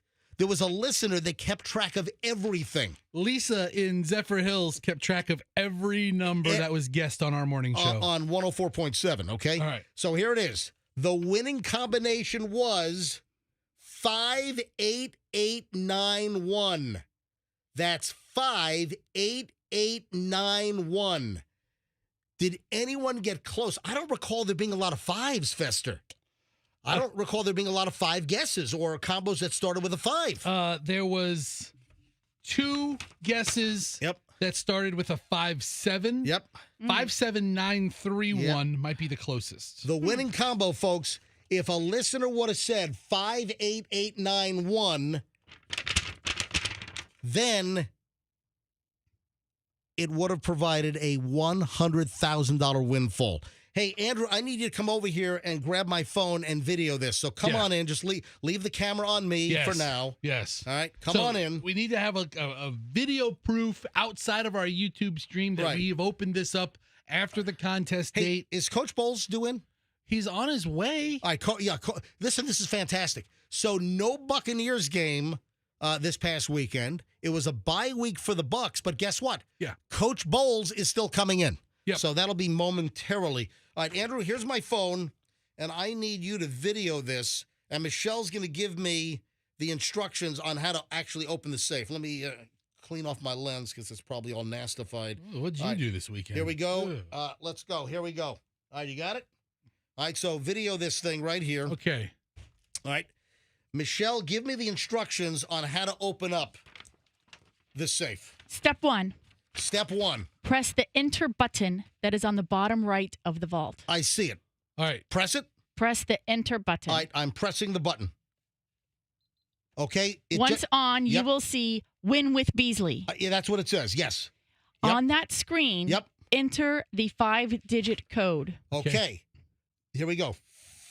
5, 8, 8, 9, 1. The screen will give you a winning or losing message. Opening. It says opening. It says opening. And then it has a time. Oh my God, the safe just opened. Folks, the safe just opened, and inside the money bag with $100,000. There it is. Folks, it just opened up. That's perfect. It just opened up. It did open. Ladies and gentlemen, it did open. Man, I was nervous. If this thing didn't open, I was going to be so freaking pissed off. All right. The safe just opened. Oh, man. So verified, absolutely 100%. The safe code was 58891. Look at that. That's amazing. All right. That's fantastic. Yep. Good. All right. So let me. Uh, Yep. It opened, folks. now, can we lock it up again? No. Oh. So Oh. I got to send it down the hall so they can mess around with it. All right. Andrew, you want to run this down? Or you know what? Should I run it down? No. Don't worry. No. All right, Andrew. Make them come and get it. All right, Andrew. You can stop recording now. Thank All you. right. Okay, we just videoed that. I'm gonna edit that down. I'm gonna put it up on my Instagram later on. You could Yeah. just leave it as it was. It was pretty interesting. If you don't mind, hurry up though. Run that down. Don't run too fast, because if you fall on that, Yeah. All right. The instructions. All right, just run it down to Meredith real quick down the hall. All right. Yep. But don't loiter. Just yeah, don't dilly dally. don't dilly dally. Yeah, Come on back. Man, He's a dilly dally. that thing opened. That's great. I was a little nervous. What if the damn thing didn't open? I know. So you know what? That would have been really, really bad live on the air. I'm looking at this number. Dump the whole segment. Dump button. Yeah, hey, listen, that's the beauty of this. You know, we show it all to you. We did this contest for the better part of a month, and we showed you that it did open up. There was a winning number. 58891 though is not a birthday because it has the 88. Oh, Hold on. yeah. I got to look up now that I'm here. I got to look up the zip You know code. what? I wonder if they deliberately put a Something that could not be. That's not a birthday. Because Mhm. listen, so many people pick like birthdays Mhm. for like lottery picks for Right. like Powerball or Mega Millions or whatever. I wonder if they don't pick a potential combination that could be like 10, 22, 79. As a like a birth date. Dude, I think it's a Mexican zip code. Okay, knock it off with the knock it off with the zip codes. would you please? Tarimbaro All right. Mexicana. All right, Fester. Yes. Have you heard of Fatty McFatfa? Fatty McFatfa. You've heard of Twitch, right? Did they So the platform? Yeah, Twitch is an online like video platform. Didn't Twitch kind of get its start like in the gamer community? Yeah, I think so. Yeah. Like the gamers and doing Twitch on the gamer stuff, right? Then I remember some guys were like trying to do like a Twitch show where they catch us on Twitch. I never saw one, but I got to be honest. I'm thinking about changing your name to Fester McFatfa instead of Fatty McFatfa. fantastic. So this guy's apparently some Twitch star. Okay, Fatty McFat. What's his name? Fatty McFatfa. Okay. So an Uber driver is going viral after allegedly denying a passenger service for being too fat and even threatening to pull a gun on him. The customer, Michael, who posts under the name Fatty McFatfa, FATTYMCFATFUH on X, documented the whole thing. I'm not even kidding you. My Uber driver said I'm too fat for her to drive me. Then she said she was going to pull a gun on me. What the bleep? He said on a captioned clip. So I'm going to record you. You just said I'm too large for your car. This is a matter of logic and rationale, and I have to say that he then cuts her off, and it gets a little convoluted here with what the actual verbal exchange was. But the point is that the Uber driver, when the Uber driver pulled up to get the passenger, who happened to be this Michael or Fatty McFatfa, the Uber driver says, you're too fat. And when he wanted to get in the car, she said, I'm going to pull a gun on you. Hold on. Is there a video of this? Yeah, he posted a video. No, did he post a video of the incident or of him talking about it? He says, I'm going to record you. You just said I'm too large for your car. So I think that happened before he actually, because it says caption clip. So I don't know. There is video because I've seen the freeze frames. I saw the freeze frame of the driver in the seat, like turned around, and you can see video from like the rear right passenger door shooting in at the driver in the driver's seat. Okay. She then says that it's her car. She says, this is not your car. I'm not too large for your car. Replies the Fatty McFatfa guy. What the heck? I mean, I'm looking at a picture of this Fatty McFatfa. I mean, he's a large guy, but I mean, have you ever heard of an Uber or a Lyft driver telling somebody they're too fat to get in the car? I think we did a story like that before with a rapper or something. There was a female rapper. Oh, who yeah. was enormous. Oh, that's right. She was enormous. It was like Earth eating Earth. I mean, she was big. And she had like this budding rap career. I forget her name. Yeah. I think she was out of like Michigan or Detroit. Within the last year, maybe? Maybe the last 2 years or something. All but right. she came, and it's not the first time I've heard of Uber drivers refusing insanely fat people service. I mean, everything from, my suspension can't hold you to you'll pop my tires. I've heard of this before. Andrew says it was Dank DeMoss. Right. That was her name. Dank DeMoss. That was her rap name. Then listen to this. Earlier this year, 500-pound rapper Detroit Dan DeMoss. That's him. That's Dank right. DeMoss. Okay. What? They left the K off. Oh, D-A-N-K. so it is Dank. All right. Yeah. So early this year, so here's the rest of that story. Dank DeMoss successfully sued Lyft after one of the company's drivers allegedly told her she was too fat to ride in the car. So did we know that when we did the story that there was a successful suit, or that was just the beginning of the story, and we maybe we didn't follow up on that because I don't remember her successfully suing Lyft. All it says is a payday. They're not saying an amount. It must have been some kind of undisclosed settlement. He reportedly told her, so the Lyft driver reportedly told her that his tires couldn't support her weight and ordered her to order a Lyft, or urged her to order a Lyft XL. That'd be like an SUV, like a big SUV version, like a Tahoe, Suburban, something like that. Wow.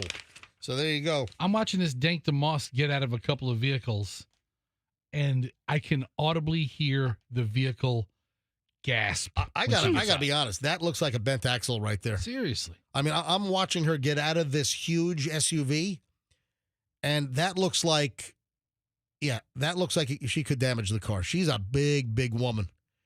And then she's in these tight, like spandex stretch pants. So you see every freaking roll and everything going on there. She's got a lot going on. You got to roll with it, baby. It's like a bakery truck. All right, so we got to call Shorty Shane in a couple of minutes. First, here he is. Ladies and gentlemen, man, this is fantastic. You know what? This is commitment. Ladies and gentlemen, even with the bye week, Coach Todd Bowles is in the studio here on the MJ Morning Show. Coach Bowles, I want to thank you immensely. You know, most coaches don't show up, you know, on the Monday after a bye week, but here you are, Coach Bowles. Thank you for coming in. You mean I didn't have to show up? I thought I was contractually obligated to show up today. I think you're contractually obligated to show up after games, so technically this is a bye week. Oh, damn it. Yeah, you look haggard. You look, Coach, you look really worn out. I mean, you're kind of disheveled this MJ, morning. And I can't lie to you. I am in no mood to be here right now on the Coach Todd Bowles radio show. Oh, what a awful bye week. Hold on. Why would you have an awful bye week? A bye week is a good time to recharge and, you know, recreate or, you know. Yeah. My beautiful wife planned a vacation for us to take. Oh, you went on a little getaway, a little like Todd Bowles and wife Vacation. Like bye week getaway? A little getaway. Where'd you go? She booked a trip to Jamaica. Oh, so my Oh, God. Oh, my God. That's awful. I just got to tell you this. We picked the wrong damn week to go to Jamaica. Yes, you did. Oh, man. Oh, were you one of the folks that Gray Bull rescued out of Jamaica and brought back to Tampa International? They brought us back. Thank you so much to the folks at Gray Bull Rescue for rescuing me and Mrs. Bowles from the pits of hell known as Jamaica after the Hurricane Melvin come rolling through. No, it wasn't Melvin. What was it? It was Melissa. Oh, Melissa. Yeah, Melissa. Oh. So can you tell us what happened? Like, what did you witness? First of all, our first sign was we got in a plane to go down to Jamaica. Right. Nobody else was on the plane. We had the whole plane. Oh, no. We had the whole plane Hold to on. ourselves. You guys didn't follow the news? I thought it was VIP service because, you know, I'm an NFL coach. They know who I am. You know what I mean? Hell, they rolled out the red carpet for Todd Bowles. Coach, so did you not watch the news? Are you like so... It's football season. I don't know what's going on. So laser focused? Listen, I got to worry about the Redskins. I got to worry about the Texans. I got to worry about the Titans. And the Commanders. And yeah, I got to worry about all these teams out there. I ain't going to worry about no weather. I want to see a Monday Night Football game, the Commanders versus the Redskins. Let's go. That's what I want to see. All right, so you didn't check the weather forecast. I didn't look. You get on the plane. No one's going to Jamaica. People are getting out of Jamaica. So you go down on an empty flight. Empty flight down. All right. So, nobody else. But we had coach. We sat in first class because nobody was there. We get to the airport. Yes. Airport is packed. Right. Everybody there. And I'm like, let me get a cab. We have a car service there. They take us to the resort. And the first day, it was cloudy. You guys flew into a Category 5, Coach. The first day it was cloudy. Yeah. The second day, the building done got knocked the hell over. Wait a minute, your hotel was wrecked? It turned to ruins. Was the roof ripped off your room? Wind and weather. Where'd you guys huddle? We were in like a third floor vault or something. I don't even know where we were. Did you go in the bathroom? Did you climb in the tub and put a mattress over you? My wife did pull the mattress up off the bed. Right. I get in trouble by hotel security for throwing all the chaise lounges in the pool when I start seeing the weather rolling in. You're not supposed to do that. Why? They say I think I read you're not supposed to put the chaise lounges in the pool. You know what? So you're out there putting... I tell you what, it was craziness. Category 5 Hurricane Melvin come rolling it's through. Hurricane Melissa. Damn it all, man. Melissa. I'm in no shape to be here. Oh, man. I'm grateful for the folks at Gray Bull Rescue for getting us back in one piece. Oh, God. Who do we play next week? I don't even know. Andrew, who do we play? Andrew, I don't know. Do you know who the Bucks play? I don't know. I think we play like the New York Jets again. I have no idea. Oh, looks like you picked the wrong week to go to Jamaica, Coach Bowles. Damn week. Of all the places in the Western Hemisphere to go, we picked Jamaica. All right, so attention all Buccaneer players, attention all Bucks front office staff. It's not going to be a fun week with Coach Bowles. Oh, no. Yeah, it's supposed to be a nice, relaxing bye week, and you picked the wrong freaking week to go to Jamaica. That's like the airplane movie. Looks like I picked the wrong week to quit sniffing glue. I picked the wrong week to quit sniffing glue, too. Patriots are in town, Coach. Who? The New England Patriots. Never heard of them. All right, so they're in town. Go Bucks. Yeah, go Bucks. Go Bucks. Ladies and gentlemen, Coach Coach Bowles. Bowles. Coach Bowles, everybody. Thank you for coming in, and I'm sorry your bye week was not as relaxing as it could have been. It's awful. Oh, boy. All right, 8:08 at the MJ Morning Show. Michelle, are you following all of this candle crap? Candles? Yeah, what is going on with candles? No. So You don't allow us to have candles, so I would have nothing to know about candles. And what happened when we went up to Chloe's apartment 2 weekends ago up in Connecticut? And what did I spot on the kitchen bar area? You threw away all her candles. Yeah, Chloe is burning a candle, and I freaked out. I'm like, what did I tell you about candles? Mm-hmm. Don't burn candles. They're a freaking fire hazard. That's all you need is to burn down this apartment complex, and you're on the hook. You're on the hook for the whole complex. Listen, Bill Chloe. Well, here's the deal. Is that, I want to kind of like separate and, first of all, build up her credit and her responsibility. So Chloe's Mazda, her CX-5, she leased that in her own name. So because she had a year's worth of credit and a year's worth of salary when she worked at the state attorney's office in Hillsborough County. So she was able to get the lease on her own, right? Then she got her own auto insurance, so I'm not tied to her auto insurance with any kind of, liability, right? But, Michelle, what? With the apartment, I had to what? Cosign. I had to be a guarantor. Oh. So I am the lease. She's the lessee, but I'm the lease guarantor, and that's all I need is Chloe's freaking candle burning down a $15 million apartment complex. In the 20-page renter's agreement, does it say anything about no candles? You know what? It was like a 60-page. Really? And I don't think it did, because that's what I was looking for. I was hoping it was going to say no candle burning, because then I could say it to her. Like of course, you know what? She doesn't read it anyway, so Yeah, I probably should just say She wasn't going to read it says it in there. But you know what it did say?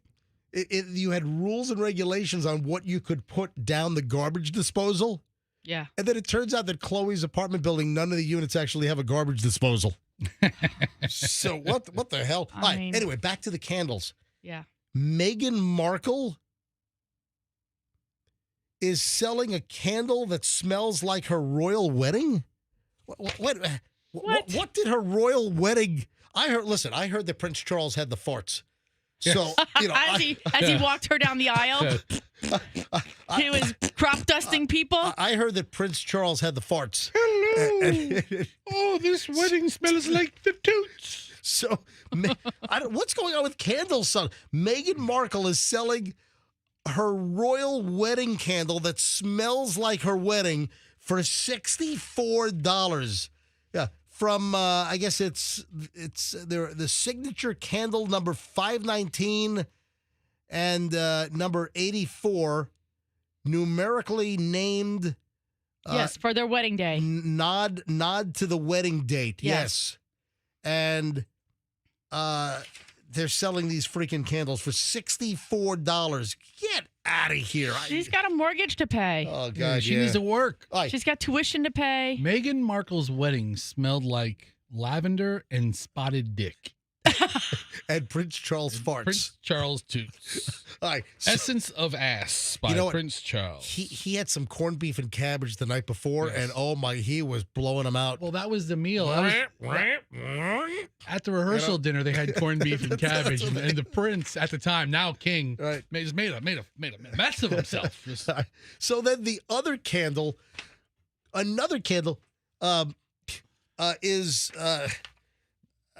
This is a warning. Experts issue dire warnings as they reveal why popular scented candles may be harming your health. The toxicity. It's not just the fire hazard, but the toxicity. And don't some of these candles, haven't they been shown to like burn lead and like throw lead up and other carcinogens and chemicals into your air? I think one is like mercury. Scented candles. Experts weighed in. Wellness expert founder of Air Doctor warned consumers that scented candles are one of the most dangerous things that you can do to tip your indoor air quality to unhealthy.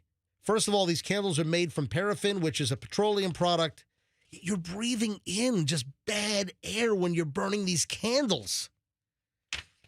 What the hell? Just warning, folks. I wonder if any candles were lit at the wedding, Prince Charles walking by those candles and, blowing them out, like little, little explosion of flame. If I recall, Queen Elizabeth had Prince Philip break out a blowtorch just to eat up all the ass gas coming from the prince. Anyway, speaking of the princes, we got another update on Prince Andrew. We'll get to that later on. Let me get Shorty Shane on the phone. Shorty Shane was in a car wreck. Listen, this could have been dangerous. I mean, you got a little dude. You got a dude that's 3'5", like the size of a 3-year-old. And he just got whacked in the face with a giant exploding airbag. Let me get Shorty Shane. Shorty Shane was in an accident, folks. And hopefully he's okay. I think he's sore. I already hooked him up with Kemp Law Group. I think I misdialed. All right, 7. Do they have a dwarf division? Yes. 727. All right, calling Shorty Shane. This happened out in Polk County, and the Kemp Law Group, they're already on the case, which is fantastic. Why is this not ringing? I think I did it right. Hello, Shorty Shane. Hey, this is Shane. I can't make it to my phone right now. Please leave a message. Look at that. His phone was damaged in the accident. He must have left it on the top shelf. Yeah, trying to call you. Let me just tell him to call. Call us 800. You got it? Yeah, I just sent him a text. Right. Yeah, it's not going through. So, but if you look at his Instagram, he's got go to Shorty Shane's Instagram, and the airbag is all inflated. Well, it was inflated. Then now it's the deflated, saggy, limp mess of the airbag, hanging out of the steering wheel. I think this is him calling right now. Did he put his little midget head through the windshield or anything? Well, listen. I mean, those explosive airbags, man, that could have blown him out the back window of the car. All right, he just called in. So aren't airbags supposed to be turned off for babies? Well, you're right, Fester. But listen, Shane, I'm sorry, but you're the size of a Dang, I'm Fester. No, Shane, you're the size of a stocky 4-year-old. Well, hold on a minute. So I want to be respectful, but I'm concerned. Now, Shane, you probably know this. With your height at 3'5", what is a comparable age? Like most average kids are what age when they're your height? Probably around 3. Yeah, I was gonna say a 3-year-old. And you're built, you're stocky, you're very muscular. Yeah. You got man strength. Oh yeah, I mean Shorty Shane. I mean, he's like a chunk of concrete. I mean, he's heavier than any 3-year-old. I mean, because the point I was trying to make was that the airbag doesn't need it needs to be turned. Yeah. If you have a 3-year-old in the front seat, you need to turn the airbag off. but Shorty Shane, he's heavy enough not to trip the airbag off sensor. Is what it is. Yeah, but just for impact's sake, you shouldn't get hit. All right. So Shorty Shane, what happened? Tell me what happened. Where were you? Because you were in a multi-car wreck. And you were in the middle, so you got it in the rear, and then you got pushed into another vehicle in the front, correct? Correct. So on Thursday night, I was actually just going to get some coffee, and I was heading back home. And oh, hey, dude, you got to be careful. Coffee can stunt your growth. Oh yeah, I know it already did, man. Damage is done. All right, sorry about that. All right, so you went to get some coffee. Where'd you go to get the coffee? Starbucks. In Lakeland? Yeah. All right. So what happened? Because I'm looking at the pictures of your car, man. That is a high impact crash. All right. So what happened? Oh yeah, for sure. Were you coming? Wait a minute. Were you coming or going? I was coming home. I had a coffee and everything. Oh my God! Did you get splattered with scalding hot Dude, my coffee? went everywhere. It Oh. went everywhere, bro. Oh my God! Add Burns to the list. All right. So what happened? Just some maniac rear-ended a whole stack of cars at a red light? What happened? Yeah, everyone was coming up to a red light pretty quick. My car warned me that like they were coming to a quick stop, so I came to a quicker stop, but in time, and I angled my car into the turn lane just in case somebody hit me from the back. Oh. So, because I was pretty close to the dude, I figured they would follow through into the turning lane. Right. But I angled my car, and as soon as I angled my car and completely stopped, she smacked me in the back. Oh my God, dude! I'm looking at the front of your car, which you plowed into another car, right? Yeah, so she forced me. She hit me at like 45, and I didn't even try to stop. Wait a minute, hold on. So, You got hit at 45 miles an hour? Yeah. Oh my! Yep. Oh, look at that, dude! Your car is totaled. Yeah, duh. Oh yeah, it's total. What was this? This was a Kia what? Kia Sportage 2024. Yeah, it's a Kia salvage, is what it is. All right. Hey, I will say the Kia did its job. Yeah, listen, it looked like it kept Shorty Shane. It did, bro. Dude, you're like a 3-year-old. You're a little dude at 3'5". What was it like having that airbag blow up in your face like a bomb? Well, honestly, I keep my steering wheel like angled a little lower because that's like a fear of mine. Oh my God, hitting you in the nuts? Like, it punched me in the side. Like, Holy! on the upper side. All right, so are you aching? I mean, you gotta be hurting a little bit. Yeah, my back, actually, my lower back is sore. My shoulder, my side hurts actually kind of really bad. It's like where the airbag hit me. So I'm actually going to go to a couple appointments today. So here's the deal. So Shorty Shane hits me up, is like, dude, I've been in a car wreck. I'm like, accident or fall, you call Kemp Law. And so you've already been in touch with Kemp Law. They're on the case. Stacy was out of town, and Stacy Kemp jumped on this right away and had her whole team, getting a hold of Shorty Shane, preserving evidence, the whole shebang. So they're on the job. So Shorty Shane in a car wreck out in Polk County, accident or fall, you call Kemp Law. So look at that. Mm-hmm. Was the lady behind you that hit you, was she insured? Was she drunk? Dude, I don't know what she's doing, but she did have insurance, thank God. Which insurance company did she? Did she have one of those crappy fly-by-night, no-name insurance companies, Yes. or did she have like Geico, or what'd she have? Yeah, Geico. Oh, she had Geico. Oh, good guess. Look at that. Yep. Yeah. All right, good. So she has So she has Geico. Yeah, the Kemp Law Group, they deal with Geico all the time. Even the lizard is taller than me, bro. Oh, that's right. The lizard is bigger than Shorty Shane. The gecko. I see a collaboration here Yeah. between Shorty. I think the lizard should hand Shorty Shane the check. You know what? You're right. All right, so you're gonna go get checked out. You're gonna get. Did you go to the hospital? Did they bring rescue out to the scene? They did. I didn't go, actually. Like, my main concern was, like, I didn't break a bone, and I didn't. But then they're like, over the next couple of days, pain might set in and stuff. Yeah. So what happens is you got the adrenaline going, and a lot of times you don't feel stuff until a couple of days later, and now you're aching. I mean, listen, you've got a little medical condition, with the dwarfism and everything. And do you have brittle bone syndrome at all by any chance? Yeah, I do. So that, like, I'm really thankful I didn't break a bone. Oh my It could have been really bad. All right. Well, listen, you're in good hands with the Kemp Law Group, and you've already talked to them a couple of times, so they're on the case. Let me know how it goes. But your car is effed. Where is your car right now? Oh yeah, my hand controls got all fried too. Oh my! Oh, that's right. I mean, you got to figure his car is duded up for him to be the driver of it, and him only. Yeah, because I mean, like, imagine like Stewie from The Family Guy driving a car. Yeah, that's Shorty Shane. Only not that tall, and he doesn't quite have the football head that Stewie has. All right, but dude, the hand controls were mangled. They weren't necessarily mangled, but I called the company who installs them where I bought them from, and they said that anytime a car is like has that much damage, they don't even like try to take them out because they don't know if they're faulty on the inside. Yeah, this just got more expensive for Geico. Yeah. I mean, Shane, you can't Yeah, reuse the equipment. Yeah. The equipment's been compromised. You can't reuse it. All right, dude, and exactly. you got to get a new car. So, Yeah, did I don't you know. did you lease this car or did you own the car? I own that. All right, all right. So, you have gap insurance? I do, yeah. All right, good.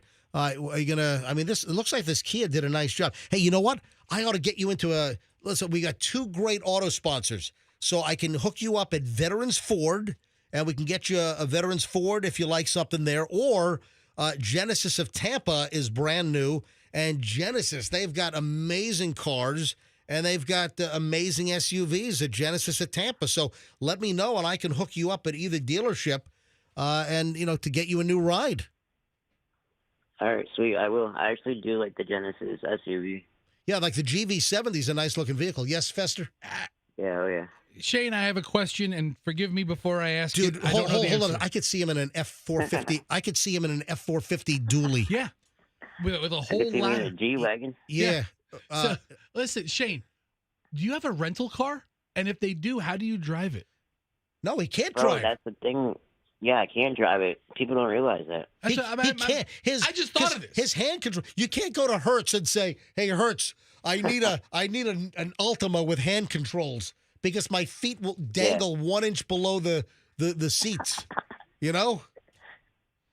Oh, that's right. So Yeah, you're you're do that. stranded. So that's Dude. another price right there. you know what? This is all 'Cause adding now up. it's like Ubers. This is all adding up. I mean, he can't drive. His hand controls are effed up. The car is totaled. Oh, man. Front is smashed. The back is smashed. Hey, if you want to see Shorty Shane's car, go to Shorty Shane's Instagram, and it's Shorty Shane. If you want to see Shorty Shorty Shane's Shane. car, it's Shorty Shane, SHORTY Shane. Go to his Instagram and take a look at his bashed up car. Holy frig. All right, man. Shane, I'm glad you're okay. Yeah, we're glad you're okay. Michelle, you're Hey, awfully thank you quiet guys over so there. much. I'm just listening. I'm in shock. You're with the- what's happening. you're the I'm lawyer. looking at Okay. the damage to his car. You're the lawyer. What is this worth? How much? Oh, I have no idea. How much is this I worth? did not practice this kind of law. I need a number. Pick a $2 number. million. $2 million. You're the Kemp Law $2 Group. million. I'll hook everybody up at that rate. Yeah, you'll buy me a car for $2 million Shane, bucks. Shane, listen, Yeah, of course. I accidentally just hearted your photo on Instagram. I don't love it. I'm sorry, pal. Are you supposed to? Yeah, if you see Yeah. Shorty Shane's smashed up Kia I feel really awkward about totaled, that. are you supposed to like it with a heart? Me and 437 Yeah, go other ahead. people. It shows that you were paying attention. That's kind of sadistic, Yeah, you know? really. Oh, Shorty Shane almost died. I love it. I love it. I love it. Yeah, well, I better not say that. All right, listen, Shorty, you're in good hands with the Kemp Law Group. They're on the case, correct? They are, yes. All right, awesome. Fantastic. All right, Shane. dude. Hopefully you get a good recovery. And listen, you need a new car soon, and you got to get new hand. How much are hand controls? Installed and bought 3,200. Yeah. $3,200, not cheap. No, man. Yeah, things are Nope. getting worse for that lizard by the second here. All right, all right. Hey, who's your auto? All right, thank who's you. your company, Shorty? I actually got Geico too. Oh, I love it. It's Geico versus A Geico. little gecko and gecko Oh, action. it's lizard They on got, lizard. they got Boston Goes on. Oh man, lizard on lizard. Andrew's saying that he just found out that some rental places do have hand controls available. Well, Andrew, let Oh, Shane really? let Shane know which one. Well, hold on. Andrew was saying that Hertz has hand controls available. They do. I mean, you'd figure that a company like Hertz would Yeah, have an if- accommodation. Yeah, Shorty. people. If you give Hertz 24 hours notice, they'll get you hand controls. Listen, I know some people at Hertz at the airport. So if you want me to hook you up with Hertz, let me know. All right, I'll look into it a little bit. All right, dude. I'll talk to you soon. I'm glad you're not dead. All right, I'll let you guys know. All right. Sweet. Thank you guys Bye-bye. so much. All right, buddy. Shorty Shane. Man. Wow. Hey, Michelle, you know what I need to do? What's that? I need to take a bite of dark chocolate every morning. Oh, yes. But wait a minute. No, it's not what you think. I knew that the minute I said this, that you were going to bring up something else. Because our trainer, the woman that owns X-Force Body, again, Monday, we're going right after the show. Oh, so, okay, yeah. yeah, we work out Mondays and Thursdays at X-Force Body over on Kennedy. That's why Michelle and I have really gotten into such great shape. But doesn't dark chocolate have like a flavonoid? Fester. Flavonoids? Like a flavonoid? Yeah. All right, hold on a minute. Like Flavor. So, Michelle, when I brought up dark chocolate just now, what were you going to say? Because Ely, the owner of X-Force Body, Right. she told you what? To do that because it stimulates your metabolism. Not milk chocolate, but dark chocolate, Right. which is just inherently more healthy for you. What about white chocolate? Then no, that's no good That's either. my No. favorite. No, you gotta go with the dark chocolate, like the 80% to the 70%. That's what you want. But I knew you were gonna say that she likes a dark chocolate bite in the morning, kind of gets the metabolism going. Listen to this. This would be more beneficial for me. A bite of dark chocolate could sharpen your memory for the next hour. Ooh. So really, probably about 5:30, I need to bite on some dark chocolate before the show and get my memory and get the brain going. And then I probably need some dark chocolate just to munch on during the show to keep me, Focused, not focused. alert and focused, and Help with your memory. memory wise. Let's say I can't remember a certain story, like that big lady in the Uber story. Yeah, let's say you're just like a da-da-da, right? You can't remember anything. I'm like, MJ, eat your chocolate. You're like, okay. Eating even flavanol-rich foods like dark chocolate or berries may boost memory performance by synchronizing stress hormones with the brain's natural window for locking in new information, according to brand new research from Japan. How about not eating? You just eat a couple of berries. So with mice, memory improved when the flavanols were given before learning through the timing effects. I guess the timing effects in humans are not known, but listen, a lot of crap that works on mice works on humans. Tell you what, man. You know what? Listen, the more and more I hear that dark chocolate is like, it's like some miracle elixir, I'm going to have to start eating more dark. See, I like milk chocolate, but I don't mind dark chocolate. You're not eating it for the chocolate. You're eating it for the health benefits. Mm-hmm. Does it say what the results were for the gerbil studies? They apparently had some issue with Richard Gere. Well, here's the thing. You feed them dark chocolate. They're going to remember where they've been. They're going to remember, and they don't want to go back. They don't want to go back. They don't wanna. Those little sons of bitches are clawing and scratching and biting. Oh, Like, get me out of here, Fester. Hey, on a very, very positive note, we have two guests in the studio. Grab the microphone. Who's gonna? Here, pull the microphone over to you guys. Actually, guys. I'm sorry. We have three guests in the studio. This is very exciting. Pull up the microphone. Speak right into the microphone. We have three guests in the studio. All right, we've got to say good morning to My name's Melissa. Melissa. Now, Melissa, you are get really close to Right on You it. can even angle Here, it up pull a it- little. you can pull it there, up. There You you make go. it- make it And then you want to comfortable for get right on that microphone. All right. So, Melissa, you are like, what is your position with the Seaside Seabird Sanctuary? So I'm the avian hospital director at Seaside. All right. So the Seaside Seabird Sanctuary is an organization that Michelle and I became aware of because we had a little baby pelican in South Tampa that came off of Tampa Bay, obviously, into our backyard that was injured and had an injured wing. And we got a hold of Kim was the rescuer, right, Michelle? Yes. And Kim then rescued the baby pelican from our yard. And then, remember, we were looking all over for it. It was there, then it disappeared. It couldn't use its right wing properly. Yeah. So Kim came over. We finally got a hold. Didn't we borrow the neighbor's wave runner? Yeah, you did. We had a And bar. then, I mean, Kim was so brave. She just jumped right on the back of this, of this wave runner with the stranger who says we're going to go look for an injured pelican going in these waterways. And I'm like, she just I got don't on the know back. that I would do that, but she got on the back of the wave runner with me. Right. So I get the neighbor's wave runner, and then Kim just jumps on the back with me, and we're going in and out of the canals trying to find it, and we couldn't find it. We get back, and the pelican's back up on land in the neighbor's yard now. So we park the wave runner, and then we go and capture the pelican. And it turned out that it was a. Do you remember this particular? You've done so many. I don't know if you know this. She recalls I don't know every event of this one bird's rescue. It is. It's hard. We get a lot of pelicans. They rescue every 10,000 year. birds a year. Of course, she remembers every detail of yours. We named him Ralphie. Yes, I remember that. Okay, all right, and I remember the wave runner action too. All right. So this pelican ended up at your place, and you guys rehabbed this pelican.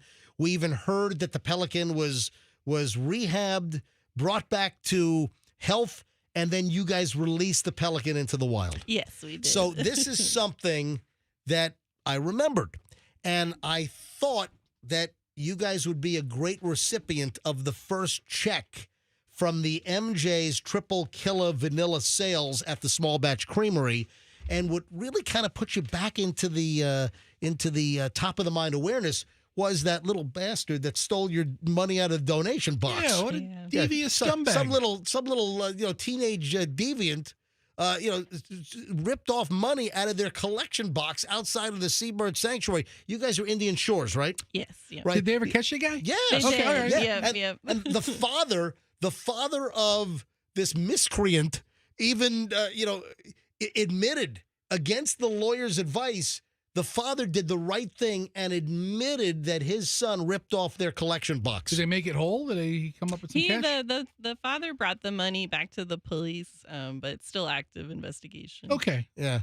So when I saw that story, I'm like, you know what? We were looking for the first charity. We're going to have multiple charities. And I thought, you know what? The first charity, Seaside Seabird Sanctuary. Alfred is here. Alfred in Come on up here. studio. You know, in the new studio, we're going to have 2 working guest mics. And we should be in the new studio. Alfred, great to see you. Good to be here, MJ. MJ's Triple Killer Vanilla sales still through the roof? Absolutely. Give me another great story about people and the ice cream. Well, we had a gentleman named Sal who drove 4 hours. I think I told the story last week. You told from Weston over near Weston, Fort Lauderdale. Near Fort Lauderdale, just to get your ice cream. Jeez. I couldn't believe it. That is unbelievable. And his name was, Sal. Sal from Weston. Sal Saperstein. Oh, Western Sal. It was Sal Saperstein. Is that his real name, or did you make that up? No, Sal Saperstein. Okay. Yeah, Sal Saperstein. Because it sounds like you made it up. That's from the studio. Oh, okay. Michelle, you didn't recognize that? No. Remember Sal Saperstein from the Apple TV show The Studio? No. Remember everyone thanked Sal Saperstein? They went on stage. Okay. Well, now that you remind me, I do. Now I remember. Yeah. So, guy drove 4 hours for my ice cream. Anyway, Alfred, is it safe to say that this is like the best-selling flavor in the history of small batch? It is our best-selling flavor ever. Ever. And you guys have been around for 3.5 years. 3.5 years. And we met a year and a half ago when I walked out of the kitchen and I saw this guy standing there and I said, I think he looks familiar. And I couldn't put 2 and 2 together. Yeah. And then I realized it was you.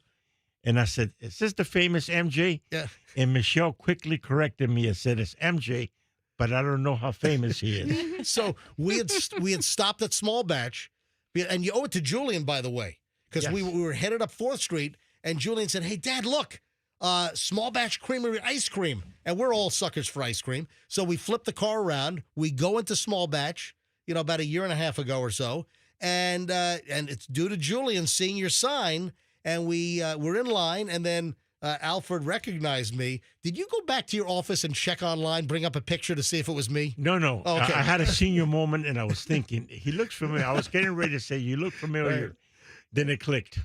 That's awesome. So sales are phenomenal. We had the launch party, a couple of Wednesdays ago, and we had hundreds, about 400 people or so showed up. I actually checked the video.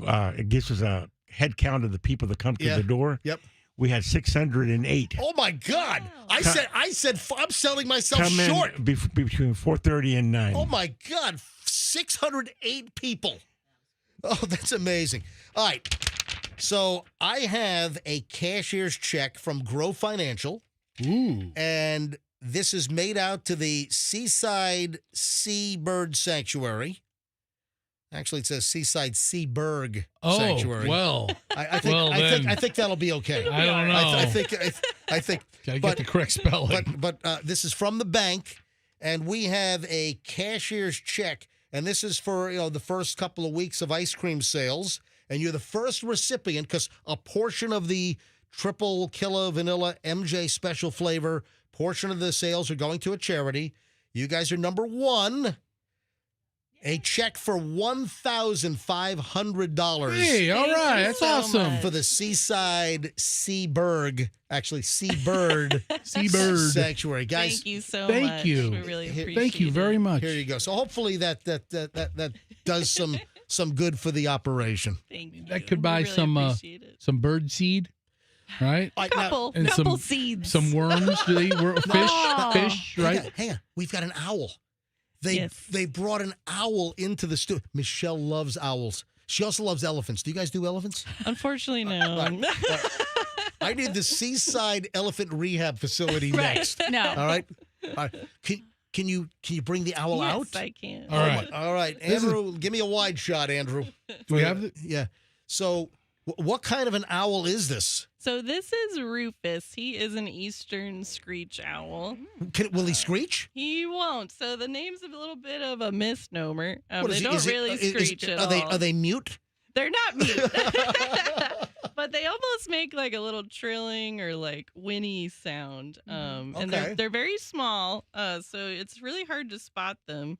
But Pinellas County actually has the most of these guys throughout the entire country. So these guys. Really? Oh, wow. Oh, look how cute he is. So this is Rufus. Oh. He is actually Seaside's very first avian ambassador. So Oh. the avian ambassadors are our permanent resident birds. Can you walk him over to Fester's camera? Of course. Yeah, come on over here.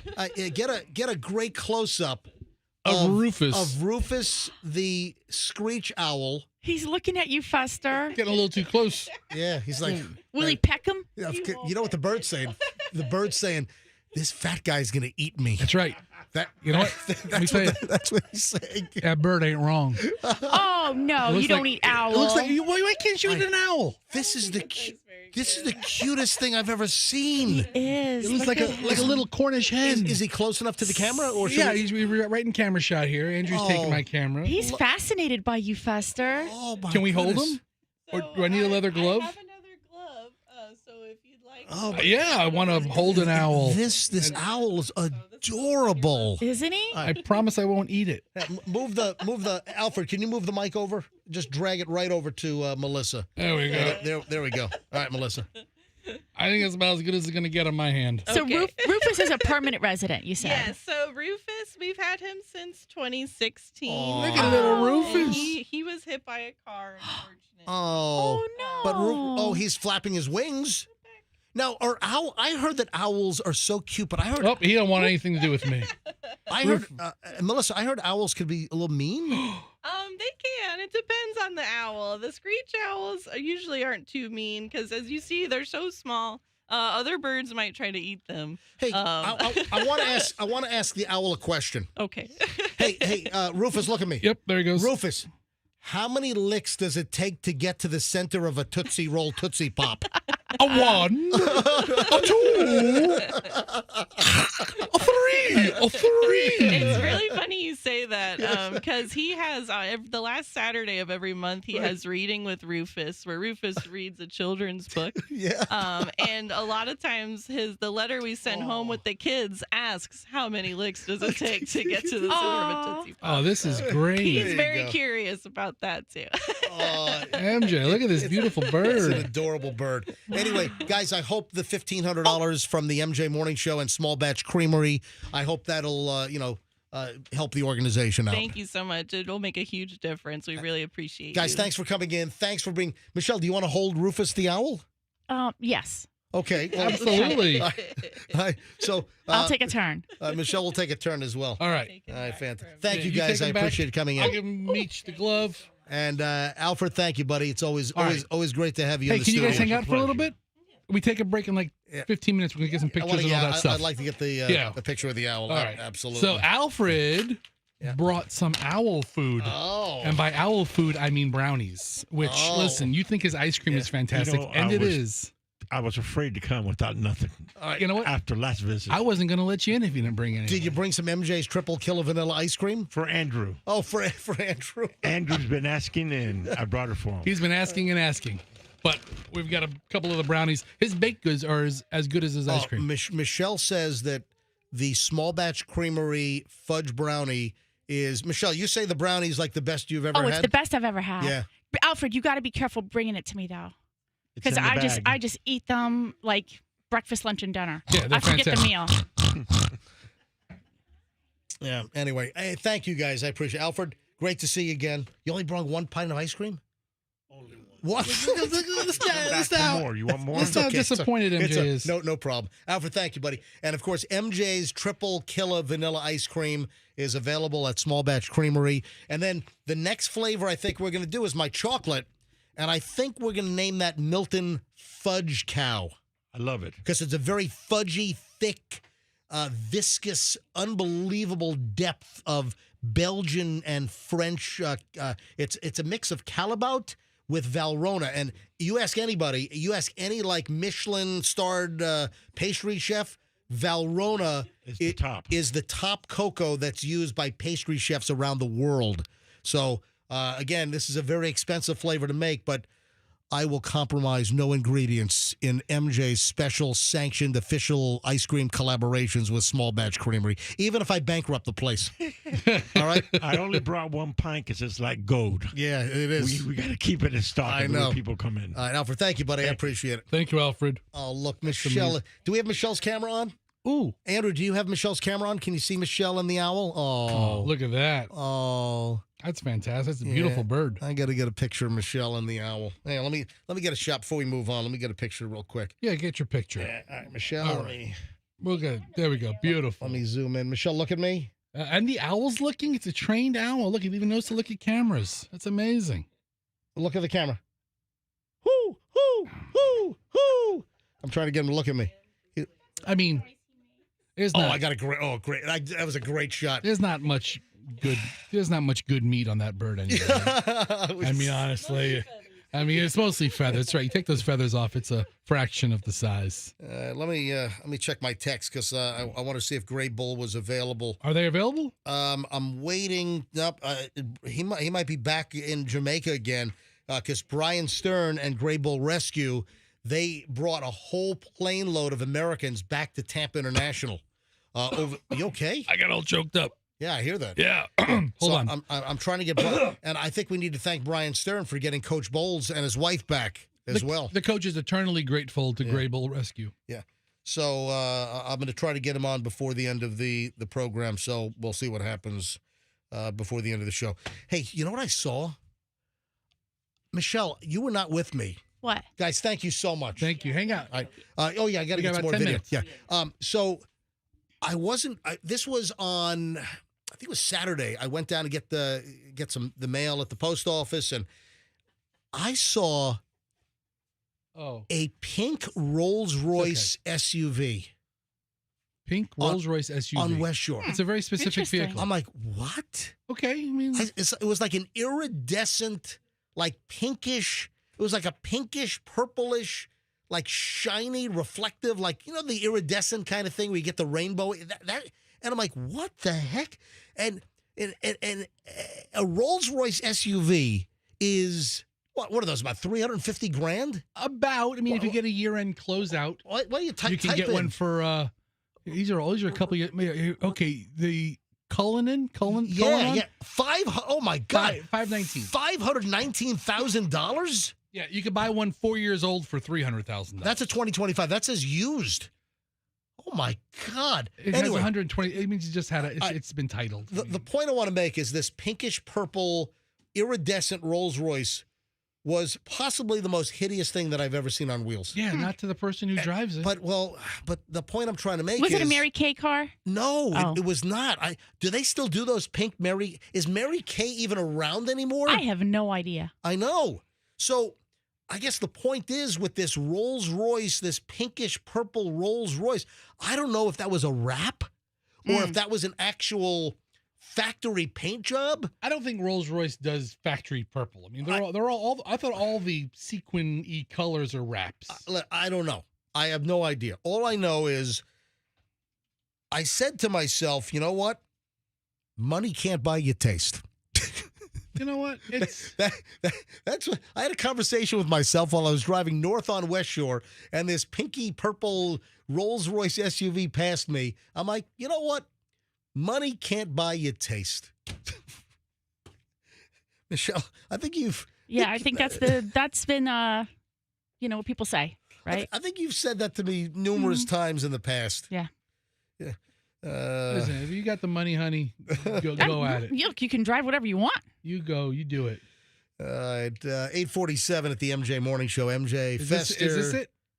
Oh, you know what? I think that's it. I found the. Hold on. Is that a local video? I don't know. I found a TikTok video of. Is that a car? It might I be a wonder if car. that's local. Is that the car or the SUV? I don't know. I don't know. It looks like might be the sedan. No, that might be that's a car. No, that's Okay. that's a pink car. There's several pink Oh, my Rolls Royces God. that have a presence on social media. Who the hell is driving this pink Rolls Royce SUV in South Tampa?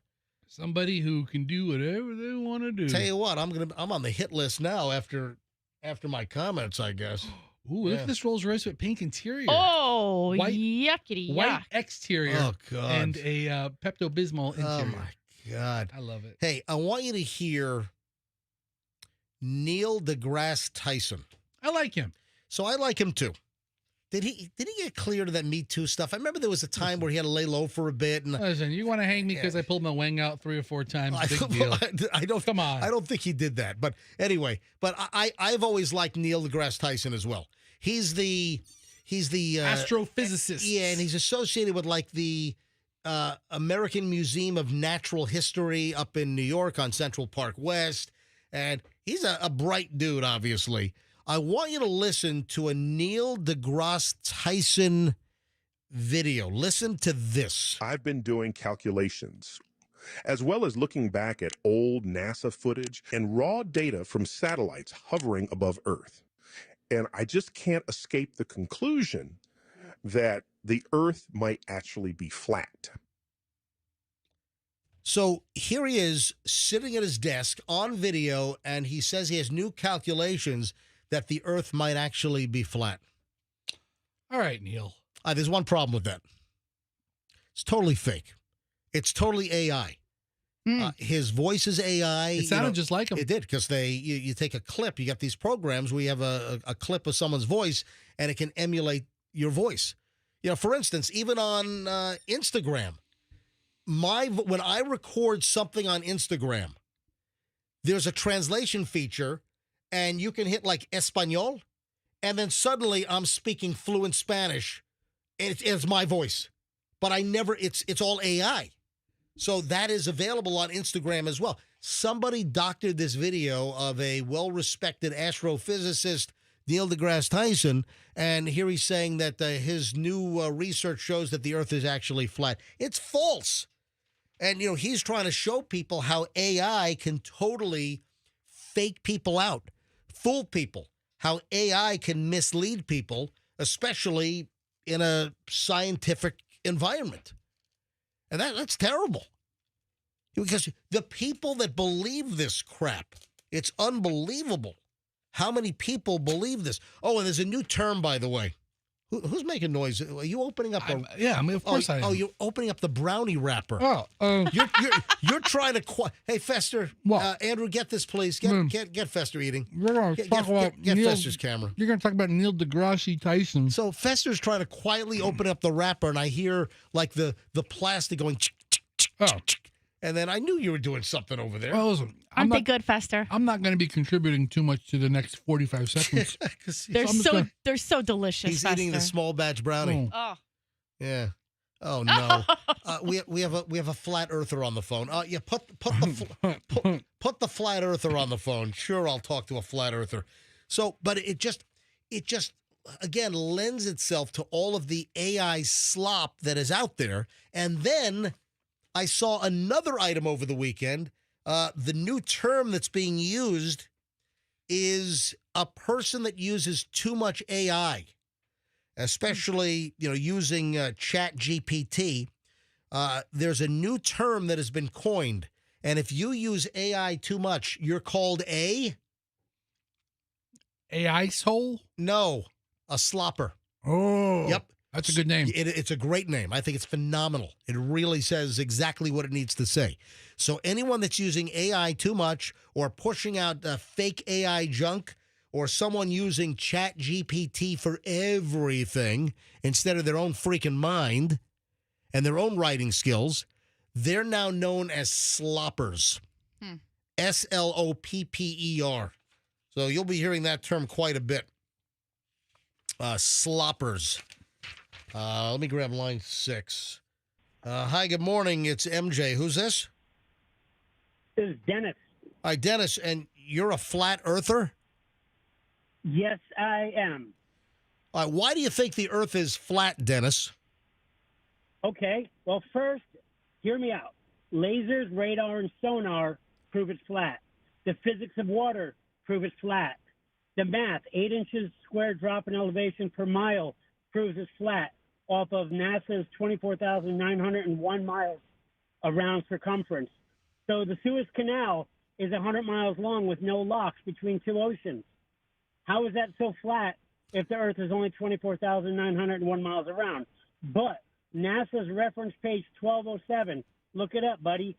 Google it with the Googles. Okay. It says geocentric and not moving. There you go. And how long have you been a flat earther? Well, at first I thought my brother was a lunatic when he said something, and then I did some. Well, I called him stupid. I was like, dude, you got to be kidding. Right. But then I started doing the math, and then I started doing the science. If you do a little research, it actually proves it's flat. And also, by the way, for the last couple thousand years, every civilization said it's flat. All right, The Bible says it's flat. All right, let me ask you a question. So, what about the fact that the Earth is not flat because of gravity and it pulls matter toward the center, forcing it to the most compact shape possible, like a sphere? Okay. You know, how about satellite images? How about the way that ships disappear over the horizon? If the Earth is flat, then why do ships disappear over the horizon? Use a telescope and.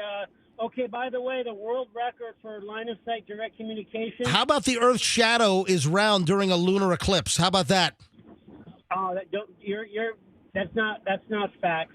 But if you just use, okay, well, it's either it's bigger than they said it is, or they lied. But by the way, just look up NASA reference page 1207. Listen, hey, Dennis, the Earth is round. I gave you your say, but I think you're a lunatic. Okay, the Earth is not flat. That's okay. All right, but hey, Dennis, but I hope you keep listening to the show because Fester's very, very round. All right, thanks for listening, buddy. No, I'm very flat. I'm very flat. What do you mean I'm round? What do you mean? 8:54 at the MJ Morning Show. All kinds. Dennis, thanks for listening. I do appreciate it. 8:54 MJ Morning Show on Q105, 104.7 FM. We've got a solid hour to go next on the MJ Morning Show, including, you got to hear the laced fentanyl story. We'll get to that coming up in just a bit. Diddy news. The laptop issue. Oh, the David Harbour story. He's the sheriff from Stranger Things. Mm-hmm. All right, this is crazy. We have so much stuff next. MJ Morning Show here on Q105, 104.7 FM. If you have an air conditioning problem, I'm going to tell you how to get it fixed right, and I'm going to tell you how to get 10% off. You call Plan B Air Conditioning. 813-PLAN-B-AC. When you have an air conditioning problem, you get on the phone right away to Plan B Air Conditioning. 813-PLAN-B-AC, or the website is planbairconditioning.com. Everyone needs a good, honest air conditioning company in their contact list because it's going to break. At some point, folks, your air conditioning is going to break, and you're going to say, hey, what's that company that MJ always talks about?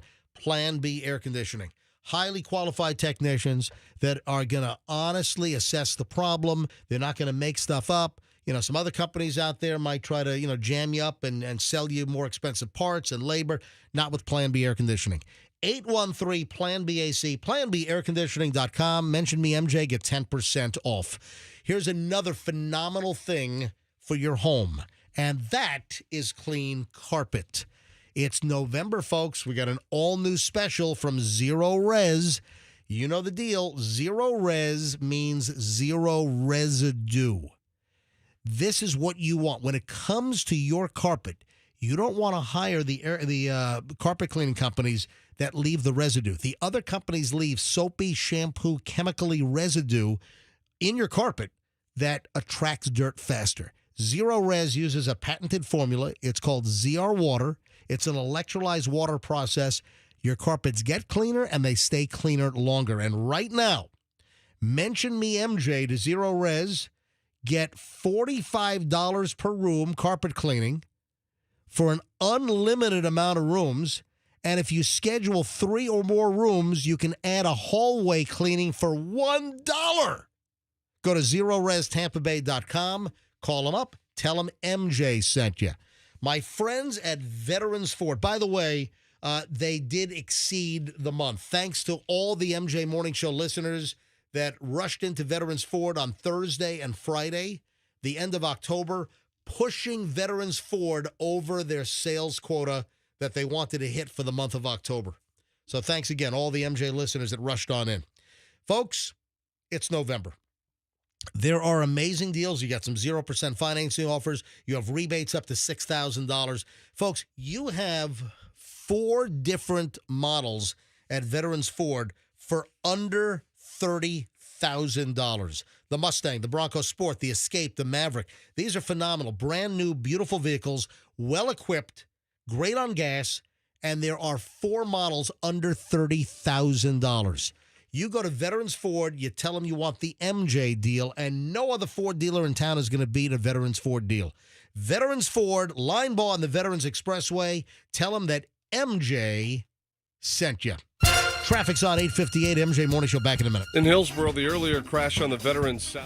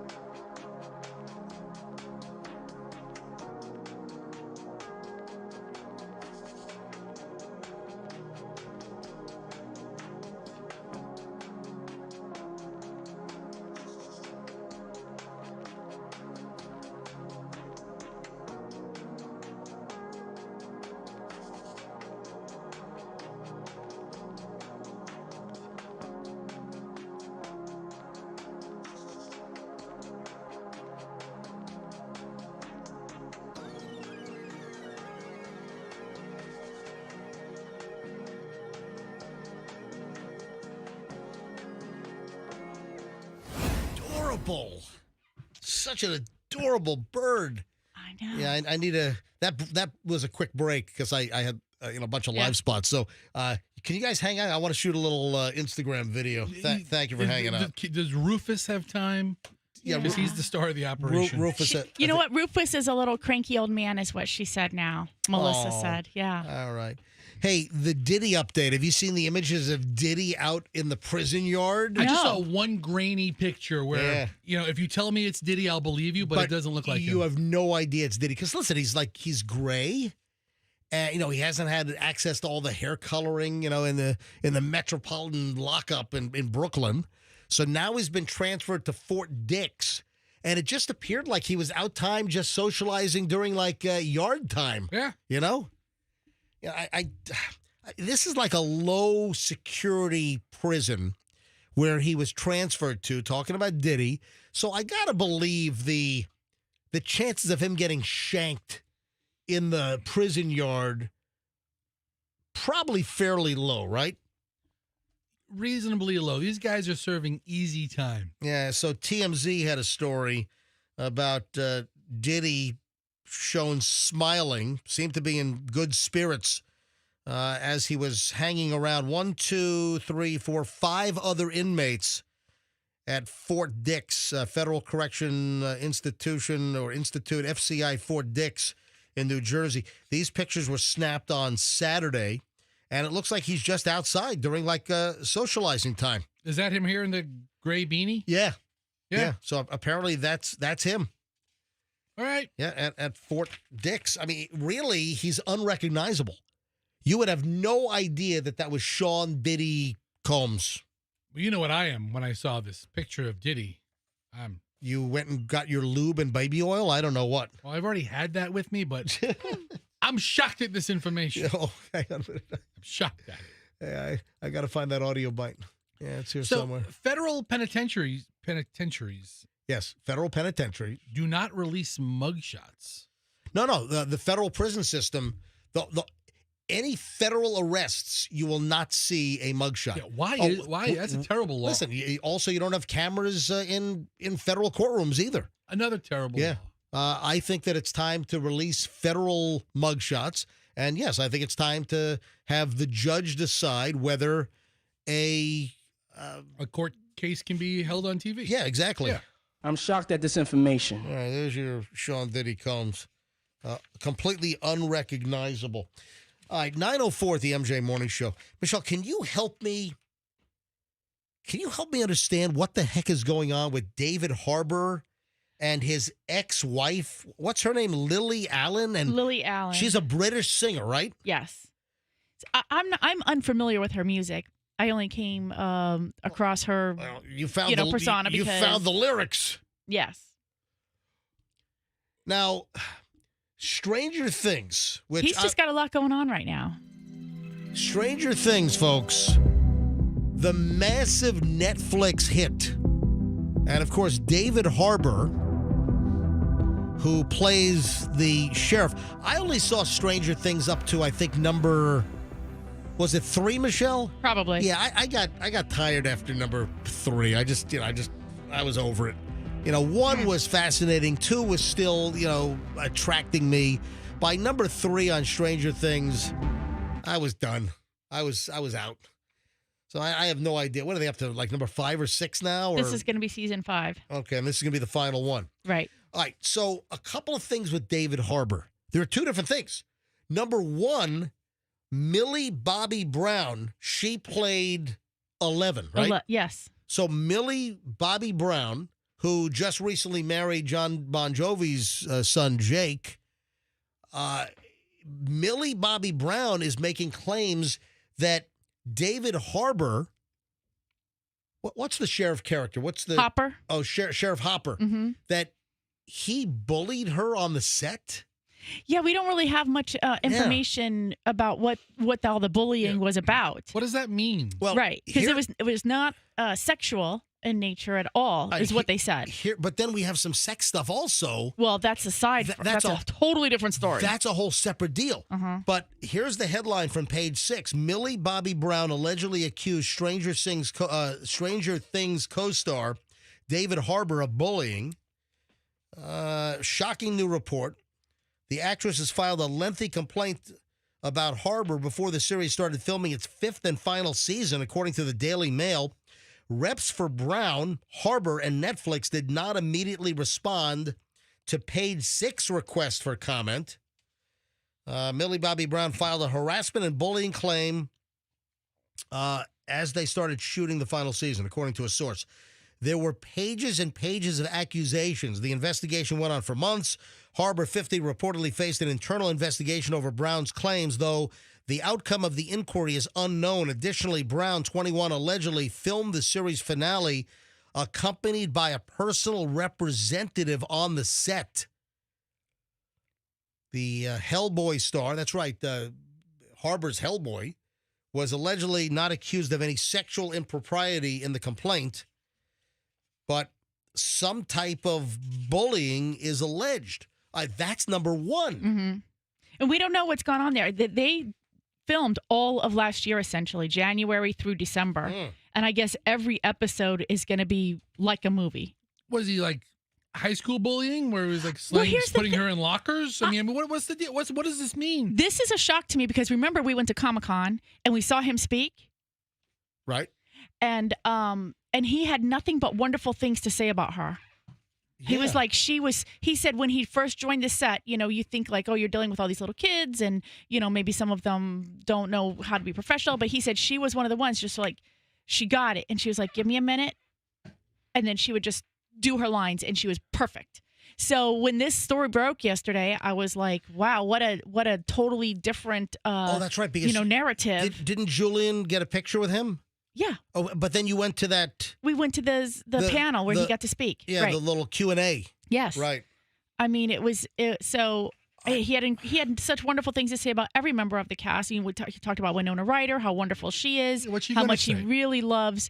Well, I don't know. He does. You know what? He doesn't have to say anything. Sometimes what you don't say is more important. So it's just a shock that he had, because he knew. The thing is that he said this on the panel in August of 2025 when this whole thing occurred all last year. So he was already aware that, I don't know, she doesn't like him. She made these complaints that she had to have a special person on the set. Like, all of that has already transpired. And yet on the panel, he still had very kind, professional things to say about her. He could have just said nothing at all because he had to have known that this story was eventually going to come out.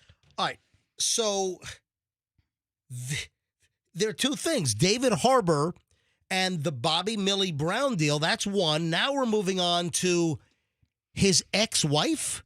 So they're divorced now, is that correct? I don't know if they're divorced or just separated. So now David Harbour apparently had some issues with his estranged wife, this Lily Allen, and Lily Allen is a British alternative singer. Mm-hmm. Did you ask Andrew to pull the song earlier, Michelle? No, you said no. All right, but you have the lyrics, right? I have the lyrics. Andrew said no, or MJ said no? No, it's all right. He said no. Okay. Well, because then it would probably have to be cut out of the podcast and everything. We don't need the music. Blah, blah, blah. She sings songs with a British accent. So now she apparently is making accusations in song lyrics in her new album, this Lily Allen. In her latest album, dropped this song. What's the song called? Well, I can't say the name of the song. Well, just use a letter then. Well, it's a Pea Palace.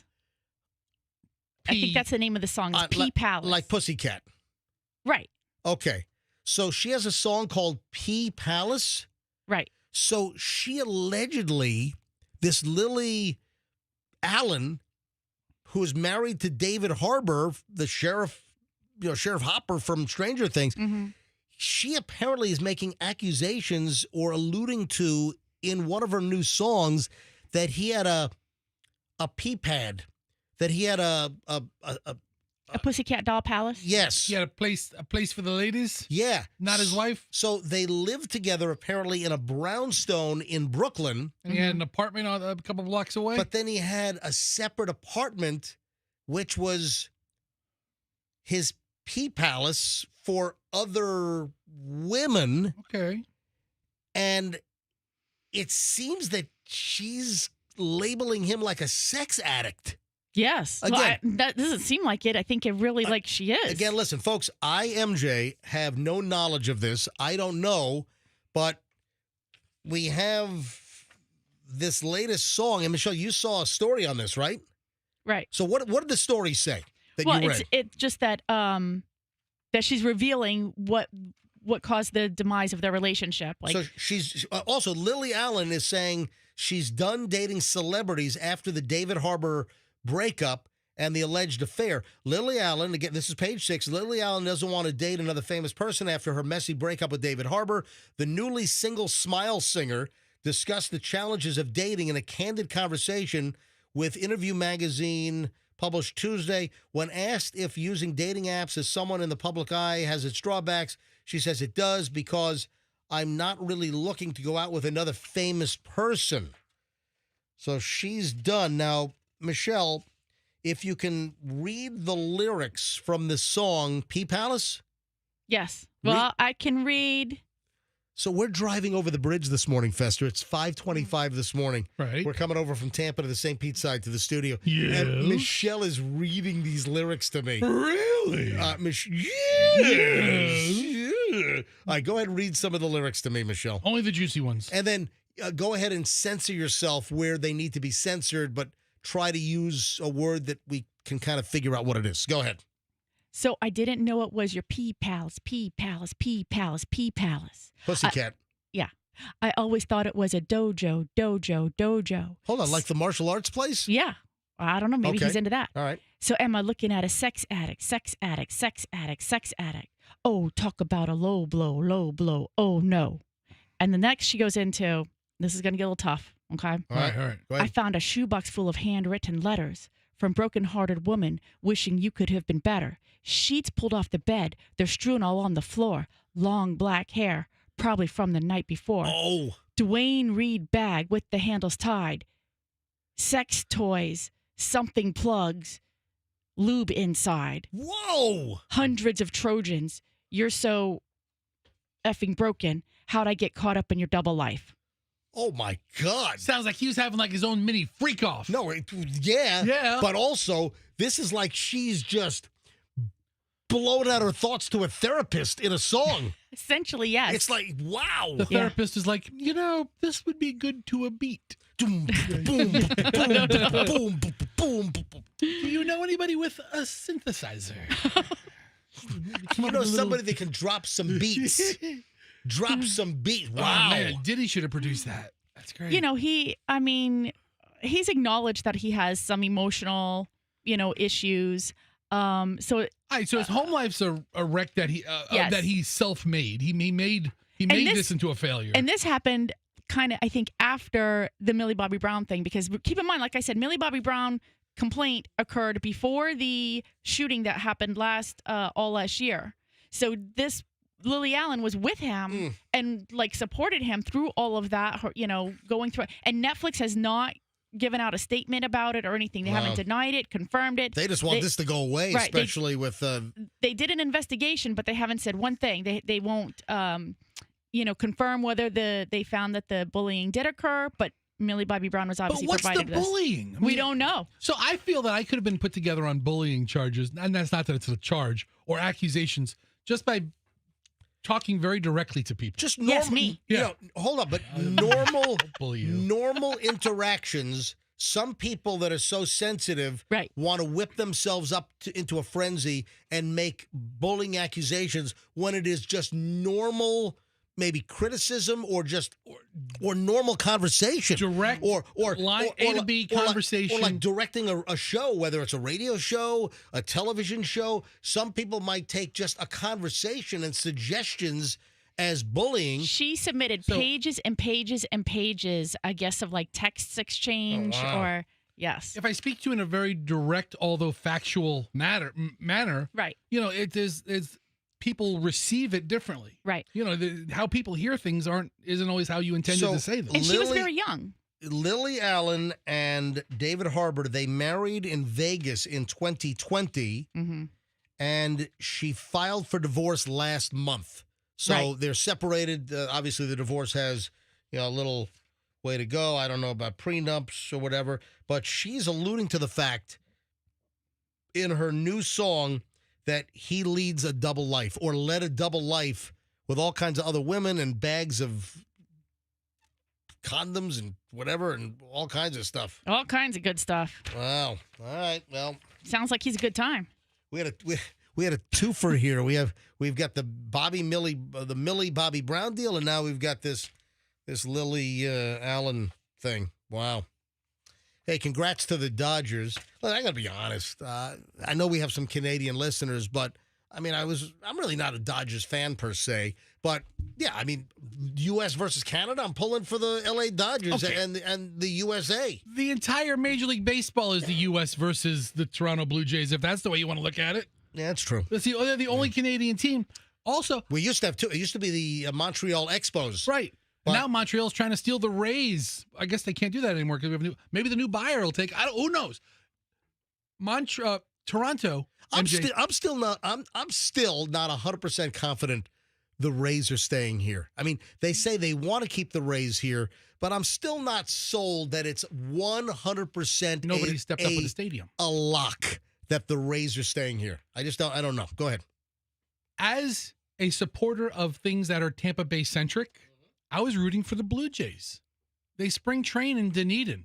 Yep. They affect our community. Good point. They employ local residents. They bring revenue to our Pinellas County. So I was rooting for the Blue Jays to beat the Dodgers. I don't give a crap about the Dodgers. Just tell you right now, did you watch the last game? Did you watch? Oh, yeah, extra innings, incredible. Unbelievable. So we only caught the last bit. So we were at Donatello on Saturday night. You know, Michelle and I, we don't go out that much. For us, traveling to see the kids or, doing things on our own or, a lot of times weekends are, hey, big MJ radio show. We're just sitting home opening a bottle of wine, watching a couple of movies. Oh, by the way, two great movies. I'll get to that in a second. We watched two phenomenal movies over the weekend. So we're at Donatello, and we had a little group. Burger King Bobby was there and Gigi and Robin and Dennis Phillips. Yeah. Robin is Dennis Phillips' wife. I was busy, so I'm glad you didn't call. And Michelle and me. And, of course, Dennis Phillips from Tampa Bay 28, formerly ABC Action News, having a nice dinner at Donatello. So we have dinner. Then we go back to the bar area because the band's playing. And there's the lead singer of the band, Michelle, is Scotty. So Scotty and his band, they do a great job at Donatello. And the game is on at the bar. And by this point, it's like 10:30 or so, 10, whatever. And we're watching the game. And, here the Dodgers come back from behind. You had the Blue Jays up. This is game 7. This is do or die. It's best of 7. Whoever wins, I mean, they're tied up 3-3. Whoever wins is winning the World Series in game number 7. This game was unfreaking believable. The Dodgers tied it up in the top of the 9th. Oh, with a couple of solo home runs. Really great. It's like, why? I don't like solo home. Give me at least one runner on base that can be knocked in as well. All right. So 2 solo home runs, pitching, a couple of close calls. I mean, unbelievable. And the Dodgers win in extra innings. What was it, 11 innings total? I think it went to 11. Yeah. And then the Blue Jays drop it with a double play. Oh, yeah. This is really, really great baseball. I mean, this was as good as it gets. This is as good as baseball gets. The last innings of Game 7 of the World Series. Anyway, congratulations. All right, I mentioned 2 movies. Well, Michelle, do you realize a lot of people kind of wait for our movie suggestions? Yeah, is that right? People just sit at home watching nothing. It's like, well, MJ didn't give one out this week. I'm just staring at a blank screen. The TV's off. We're just sitting here raw dogging the TV, watching nothing. That's what it's called. No, when you look at something, folks, the folks that are sitting on it, this whole new trend, and I had a guy next to me when I flew. When we flew back from Connecticut a couple of weekends ago, you were in 1D. I'm back in 19D, and I'm sorry, it was my middle seat. This was. Did I fly? Okay, who cares? Yeah. I think it was the way up. I think it was Tampa to Connecticut. Right. Hang on. Get to the point. I was in the middle seat. On one of the flights going up, I was in the middle seat. The guy next to me raw dogged the entire flight. He was absolutely either old Generation Z or young millennial. This dude, for 2.5 hours, just sat there and did nothing. Didn't read, didn't even turn the JetBlue free TV on. He just sat there and stared at the seat back with nothing on. He for 2.5 hours, and remember we talked about this trend, just to sit there and yeah. stare at the seat in front of you, and that's called raw dogging. Get your mind out of the gutter, Michelle. Yeah, Michelle. But that's called airplane raw dogging when you sit there and you do nothing. And this turned into like a meme, or this turned into like a story in the last year about how these millennials or Generation Z, they'll sit and do nothing and just stare straight ahead for the entire flight. Whether it's an hour, 10 minutes, whether it's 2.5 hours, whether it's 4 hours. Did you ask him and say, "Hey, dude, you gonna raw dog this whole flight?" No, I kept looking. I kept looking at him like, is this guy gonna read something? Did he put something on TV? He got all the free channels and movies on JetBlue. Nothing. Did nothing. All right. Anyway, back over to my my movie recos. So Michelle, did you pick both these? Of course. Yeah, Michelle picked both of these movies, and listen, I'll give credit where credit is due. I've got no problem showering my beautiful wife, Michelle, with praise. Two great movies. The first one we watched was fantastic. The writing and directorial debut for this dude, I don't know his name, but the name of the movie, which I thought was fantastic. And this is movie making. This is simple, good storytelling, filmmaking. It was called The Last Stop in Yuma County. And where did we see it? Did we see it on, was it Paramount Plus, Michelle? Yeah, I think it was Paramount Plus. Was it a Western? Not really. No, some people might call it a Western because it took place in Arizona, but it was fantastic. Just a great story, well acted. The dude, the knife salesman in the diner. Yeah. He played what? He was in another movie we saw recently. He was the lead guy in the next movie we watched. But hadn't we seen him previously in something else? I don't know. All right. Did you watch it and then it said also suggested and it popped up? So his name is Jim Cummings. So Jim Cummings played the knife salesman. Again, I highly recommend. It kind of had a little bit of a Coen Brothers flair to it. The Last Stop in Yuma County. Recommend. Great movie. Great indie film, without special effects and CGI and all that crap. I mean, come on. Just ridiculous. Okay. All right. What's the other one? The other one we watched was Thunder Road. So, again, another indie movie. And the guy that wrote it also starred in it. Right. And directed it. And it's... What? The guy that started Jim Cummings. It's this Jim Cummings guy who then was the knife salesman in Thunder Road. Yes. I'm sorry, in Yuma. Yes. But he didn't write or direct that. He was just the knife salesman. But then the other movie that we watched of his is called Thunder Road, and that was also fantastic. It was like a police officer that was having like a psychotic breakdown, with custody issues and just a great simple movie. That one will make you cry and laugh at the same time. Yeah, it was again, literally. So you want Thunder Road from like 2018. 2018. Yeah, 2018 Thunder Road, not like the 1955 Thunder Road. Right. So two movies, Thunder Road and The Last Stop in Yuma County. Two great movies that Michelle and I watched over the weekend. All right, 9:25, I'm running late. Got to shoot a video quickly with the Owl and the Seabird folks. And final segment, MJ Morning Show, is next here on Q105, 104.7 FM. Oh, there's one other thing with the Dodgers winning. I want to go back to, remember the Dodgers fan from last year, Fester? With fireworks? Yes. Yeah. What's he doing? Hang on. Well, he's not doing magic with one hand, I'll tell you that. All right, hang on. So an update on that, because this kind of came up because Michelle said, hey, last year the Dodgers won, and that guy. Back to back. Yeah. Hold on. We got a lot of stuff in the final segment. Just it's going to be a jammed up segment. Don't move. Back in minutes on the MJ Morning Show on Q105, 104.7 FM. Hey, I mentioned earlier that one of the vehicles that Shorty Shane might want to consider getting is a new Genesis. One of our great sponsors here on the show is Genesis of Tampa. Folks, you have a brand new Genesis dealership in town. You have a new option to buy or lease a Genesis car or SUV. you have another option for phenomenal Genesis service on your Genesis. Genesis of Tampa, owned by the Murphy Auto Group. I know Mike Murphy, a great family guy. They're going to treat you well. If you're looking for Genesis, they make phenomenal cars and SUVs. People love them. The people that buy or lease a Genesis, they keep going back over and over and over again. The repeat business is amazing. So if you're looking for the best Genesis dealer around, they are happy to show you everything, test drive with you.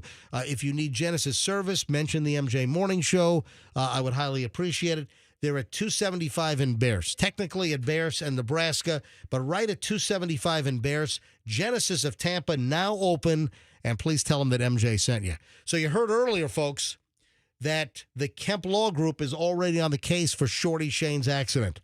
Our friend, appears on the show, fairly regularly. Shorty Shane, social media star, 3'5" dude, was in a car wreck. He was sandwiched, man. He was rear-ended and then shoved and slammed into a car in front of him. Airbag goes off, blasts this little guy, 3'5". He's the size of a 3-year-old. He's got hand controls and his Kia is wrecked. Bashed in the rear, smashed in the front. He's all achy and everything at this point. So he's retained the Kemp Law Group. Accident or fall, you call Kemp Law. So Fester's wife was hit by an Uber in downtown Tampa. They're using Kemp Law. Shorty Shane in a wreck out in Lakeland. Kemp Law Group. If you have an accident or fall, you call Kemp Law. KempLaw.com. Tell them MJ sent you. Traffic's on 928. MJ Morning Show back in a minute.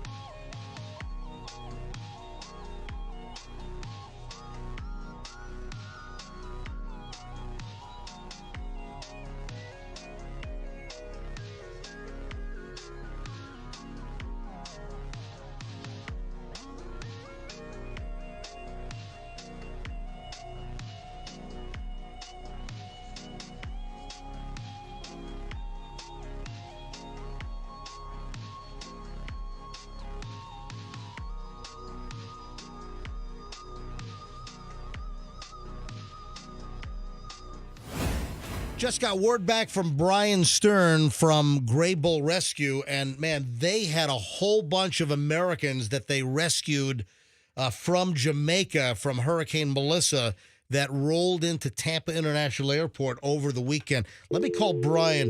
I did see Brian on the ground. Let me see if he's still in Tampa. 9-1, let me call him up. All right, calling Brian Stern, Gray Bull Rescue, and see where Brian is. Where in the world is Brian Stern, Gray Bull Rescue? This is Brian. Brian, MJ, Fester, Michelle, live on Q105, 104.7 FM. Welcome back, my friend.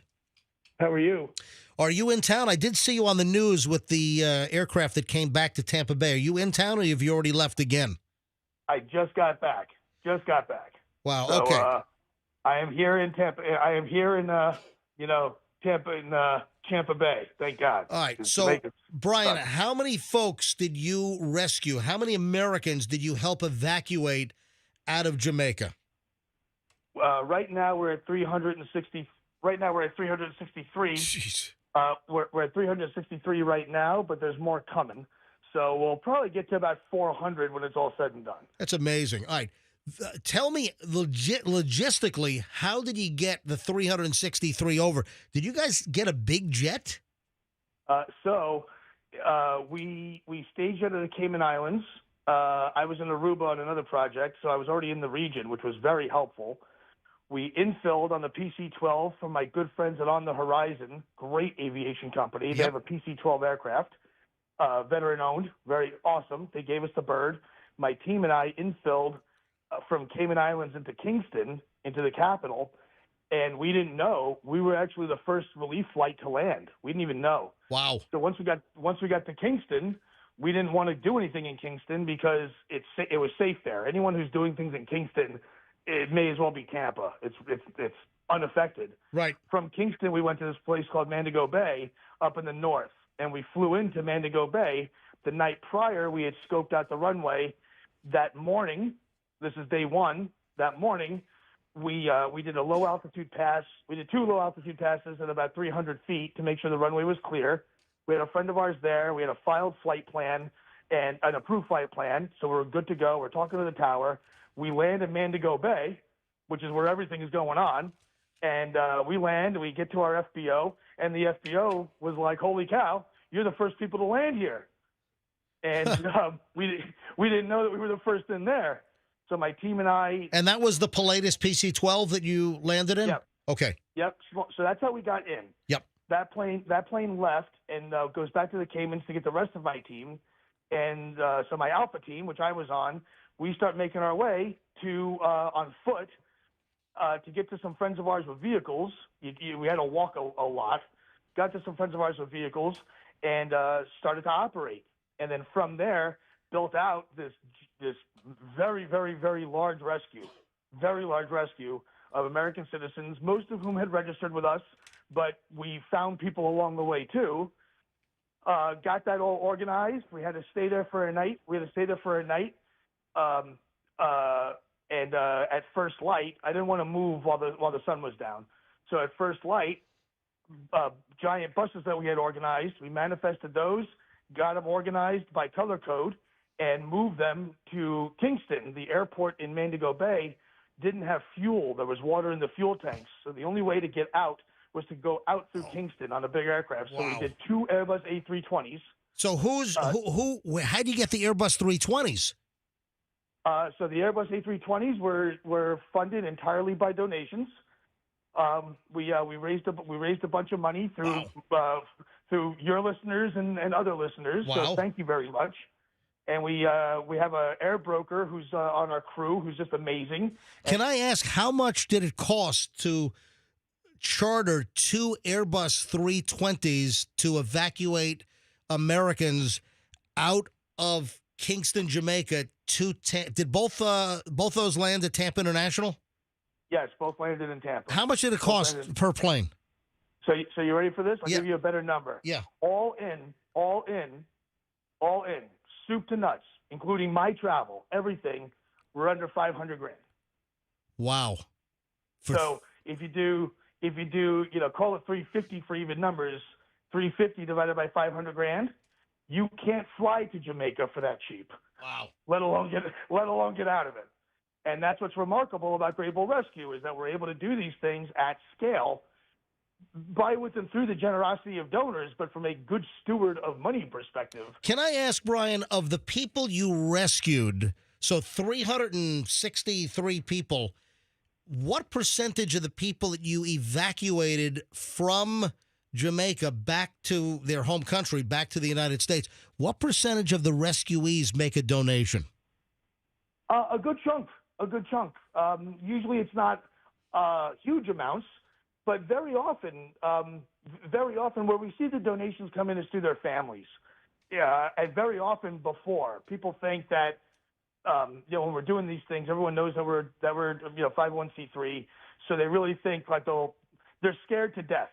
So they'll say things like, my sister donated $1,000, so put me on the top of the list, and they'll say, you didn't have to, thank you. You didn't have to do that. You're already on the list, and we're all getting out of here, whether your sister donated or not.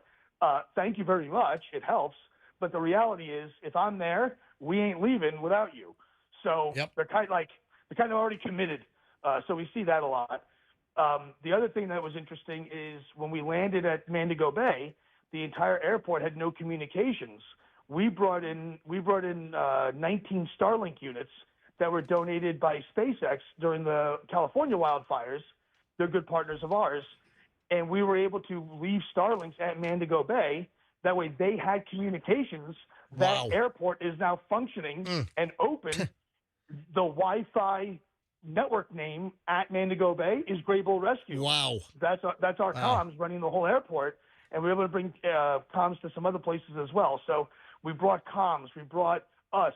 We got them out, got them organized safely, soundly, legally, permitted. Of the evacuees, Brian, how many were from Florida or from the Tampa Bay area? We have a few from Tampa. I want to say 6 or so. There were a whole bunch from Miami and a couple of other smatterings throughout Florida. Wow. Maybe 24 or so. We don't. My standard is, do you have a passport that looks like my passport? If the answer to that is yes, and you say this sucks and I want to go, where we were, we slept outside. There was no power, no electric, no internet, no cell phone, no nothing. Unbelievable. So the Airbuses that you leased, were they airline Airbus 320s or were they charter 320s? Charter. Wow. We charter everything. Wow. So we charter the birds. Have to get them permitted, have to get them approved, have to get them on the ground. And then everyone had to go through customs when you landed in Tampa, obviously. That's right. Wow, amazing. And we came through Terminal F on a charter aircraft, and our really good friend Jay Collins, Lieutenant Governor Collins, was there to meet us. Well, we came in really late. We got delayed on the ground a little bit. So we got delayed by about 4 hours, 5 hours with an administrative technicality. Wow. Kind of annoying. So we came in around 2 o'clock in the morning, and Lieutenant Governor Collins was there to meet us, which is super cool. Jay's a good friend, and a big friend of Grey Bulls, which is awesome. And some media was there too, and some of that jazz. But a lot of families were there, which was super cool. And then the next day we did round 2. Wow. Back over again. Anyway, Brian Stern, Grey Bull Rescue. If you would like to donate to this nonprofit 501c3. They rescue Americans all over the planet. They don't expect to get paid for rescuing Americans. This is an awesome organization, folks. If you're a business or an individual, please make a donation to Grey Bull Rescue because it could be you, a friend, a family member that Grey Bull could be rescuing next. And you just go to their website, go to greybullrescue.org. That's greybullrescue.org. Whether it's $5, $10, $100, whatever you can spare, greybullrescue.org. And are you in communication with Veterans Ford for the new vehicle you need? Yeah, we're in contact with Veterans Ford. And the other thing I'd like to say is here in Tampa Bay, one of our major sponsors, Will Smith Aviation, who's a friend of yours. Yep. Amazing. And also the owner of Genesis of Tampa Bay. Mike Murphy. We're doing a major humanitarian aid drive, which is what the people really need right now. Birch Barracuda at OCC in Clearwater, huge supporters. all kinds of businesses. And of course, this guy that I know, I don't know if you know him. His name is MJ. He's on the radio every now and then. Big supporter of ours, and I cannot thank him enough. Oh, I'll let MJ know. Okay. All right, buddy. Thanks, Brian. We're here for you, buddy. Thank you. GreatBullRescue.org. The mission is very far from over. We need help. Thank you. GrayBullRescue.org. Whatever you can give, folks. Thank you. I'll talk to you soon, Brian. Thanks, MJ. All right. Hey, speaking of aircraft, man, this is a $100,000 mistake. I got to be honest. I didn't know this. When you're sitting on an airliner, I don't. This is a Boeing 767. I didn't know this. Next time I'm on a 767, I'll have to look. But when you're seated in the row, and let's say you're against the wall, so you have a window seat on a Boeing 767, which is it's a wide body, so a 767.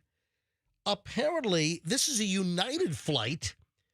A passenger's thin laptop fell and was able to slip from the wall down through the floor into the cargo hold below.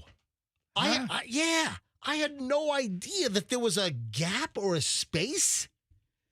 A United Airlines passenger managed to lose their laptop in a place that I didn't even know exists. There's a small gap in the cabin wall that leads directly to the cargo hold below. The plane was 2 hours into a Washington to Rome flight when somebody's MacBook or some type of laptop. Yeah, it had to have been a super thin one. Thin one. It vanished. The device was still powered on. It had a lithium battery, and because the cargo hold below lacks fire suppression, United Flight 126 did a $100,000 U-turn near Boston. Oh, no. That sucks. To fly back to Dulles. Oh, come on. A laptop's not going to catch fire on a flight. You know what? You can't take the chance. You know what they say? You can't check lithium-ion batteries in your luggage because of the problem. Listen, there was a jet, I think it might have been a Chinese airliner. There was a giant fire in the luggage bin in the cabin above the passengers' heads when somebody's phone or battery bank, some lithium-ion powered battery device, burst into flames. And there was a full fire in the overhead bin. You can't take a chance on this. So they didn't. They did a U-turn because here you have a battery in a laptop that was on. You know, if the laptop slipped through, did it hit the floor in the cargo hold? Did that potentially damage the battery? Could it cause a fire? The Boeing 767 landed safely back at Dulles. Mechanics, I guess, went in and fished out the laptop. And they finally re-embarked on their trip to Rome. To Rome. Oh, the laptop no catching the fire. I'll tell you what. We've been expecting you for hours and hours. Oh, but I'll tell you what. We make a good pizza in the wood-fired oven. The Neapolitan, the Napoli pizza. Oven hot like a plane with a laptop. Go boom. You go to the Starita or you go to the Pizzeria Antica da Michela. What the hell are you talking about over here? Get some good pizza. Yeah, so luckily it did not catch on fire. But is that nuts? Nuts. That is crazy. Double nuts. 9:47 at the MJ Morning Show. I had no idea there was a gap in the floor where something could slip down. Is it for ventilation purposes, or I would thought the floor would have met right to the side of the plane, not allowing any kind of a gap. I thought like the luggage area mind the gap. Yeah. Go ahead. I thought luggage area wasn't pressurized. Oh well. No, it is. Okay. No, they're talking about it didn't have fire suppression. Right, but why would there be a hole if it doesn't matter? Anyway. No, it would be pressurized then. Because if it would be. Yeah, then because the cabin pressurization would then obviously go down to the cargo hold just below. All right, this is insane. Andrew, this happened in Michigan, right? So this is a little Halloween after the fact story. You know those giant like fabric inflatable like pumpkins or other things? Oh, yeah. Is it like vinyl or fabric or nylon? Like a canvas, like a nylon. It's like a nylon. Yeah, it's kind of like meshy, like a parachute material. There you go. That's what I was trying to think A super light parachute material that has like a for every big holiday now has them. This is nuts. Oh, do you know what that is? That's not from a sound effects library. That is a real mother. Michelle, what are you laughing at? Because it's just ridiculous. I'm sorry. That's a second scream. Mom scream 1. Mom scream 2. Oh, here's kid scream 1. So in heavy winds up in Michigan, they had one of these plug-in inflatable giant pumpkins. Yeah, like the size of a car or whatever. Yeah, they make them pretty big. Yeah. And I guess it became untethered. You spike them into the ground, right? Yeah, you have like little pieces of metal. And it came undone, and the pumpkin's about to fly out of their yard. So the lady's like all she's punking out, right? So she's all scared that the pumpkin is gonna like fly across the street and hit a car. Car's gonna lose control, swerve into a bus stop with nuns or something. So she's like thinking of all these like liability things are going through her head. Oh my God! Should I just light the pumpkin? Should I unplug it? Yeah. Oh my God! It's taking out the corner on the street. So it's about to fly into the street. Look. Don't worry, I'm out. Then the kid. Then they got like a 4-year-old kid. They start screaming. So mom is trying to stand on the pumpkin. It's lifting mom off the ground a little bit. Yeah, it'll take you up. Oh, yeah. Let me just take pictures of you for a minute. So the little kid's like 5 years old. He's like, let me just take pictures. He's taking a picture with mom's cell phone, and then he hurls mom's cell phone onto the concrete sidewalk in front of their house. He's like, what are you doing, you little bastard? What are you doing? And then mom is screaming. The kids are screaming. Yeah, here's the mom doing an interview with NBC News up in Detroit. I thought it was going to take out the neighborhood, hit the cars. I was just thinking that I was going to be dealing with the aftermath of the catastrophic pumpkin going down the streets. I was just hanging on to it, and I'm like, boys, if I take to the sky, make sure, just call Grandma. What the hell? Lady, calm down. But she was worried like someone's windshield was going to be covered up, and then they're going to swerve and hit a gasoline truck and, burst into flames or something. Listen. Oh, my God. And you caused it. Suddenly you're going to be sued. You lose your house. When you see it happening, it's a very traumatic experience. But afterwards, you could calm down. And I thought that was pretty freaking funny, actually. Did you see my favorite of the Halloween stories? Oh, the guy arrested he was wearing an orange prison costume, and then he got arrested for DUI, right? Is that That's the one? the one. All right, go ahead and tell the story. Yeah, so a guy gets arrested for DUI. They pull him over. They have him walk the line. He's in St. Lucie, Port St. Lucie? Yeah, Port St. Lucie police body cam. They don't need to give him jailhouse oranges when he gets there, or orange uniform. He's got him. He's got him. He's fully dressed up. And you see people who dress up like criminals or like convicts or inmates for Halloween. This guy does it, ends up getting arrested and going to jail that night. Came fully prepared. Yeah. He was like prepaid. That's terrible. Like it's prepaid cell phone. Bad omen. Prepaid prison garb out of Port St. Lucie. Fester. Yes. The 14th annual stone crab eating contest in Marathon. How do we enter that? Do you have to pay? Do you know how expensive stone crabs are? Dude, this is a dream.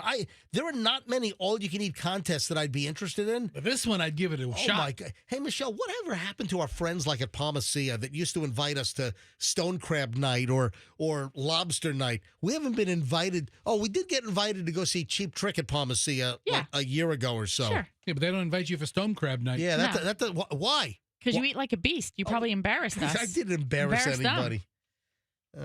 How are stone crab prices this year, Fester? Are they crazy? You know what? I don't know. But this contest, they give you, 25 of them in the shell. Yeah. And you have to crack them and eat them. And the guy had this heavy spoon that he would just whack the shell with. Yep. And crack the shell with this weighted spoon that nobody else had or used. Like a mallet? No, like the old type of silver, or maybe even heavier than silver, tablespoon. Oh, like a giant serving spoon. Yeah, like that big spoon. Because, Michelle bought me. But it looks like a regular spoon. Because Michelle bought me a German meat tenderizer chunk of metal with a handle made out of stainless. Yeah.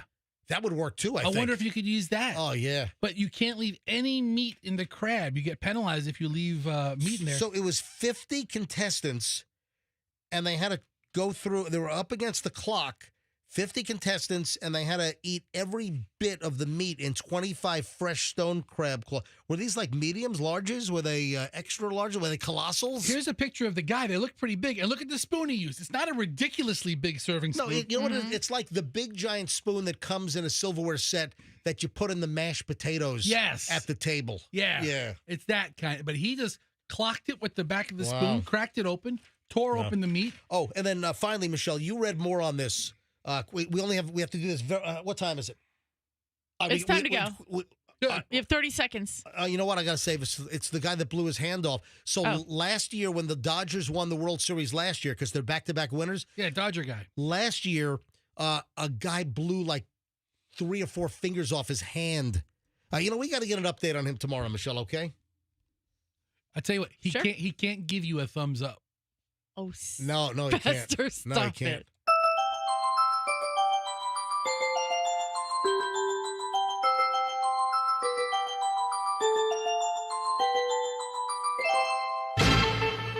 Little Yamanode line. Congratulations on 100 years, Yamanode Green Line. All right, 9:55 at the MJ Morning Show. We got to roll. We'll see you back here tomorrow morning on the MJ Morning Show on Q105, and let's be careful out there.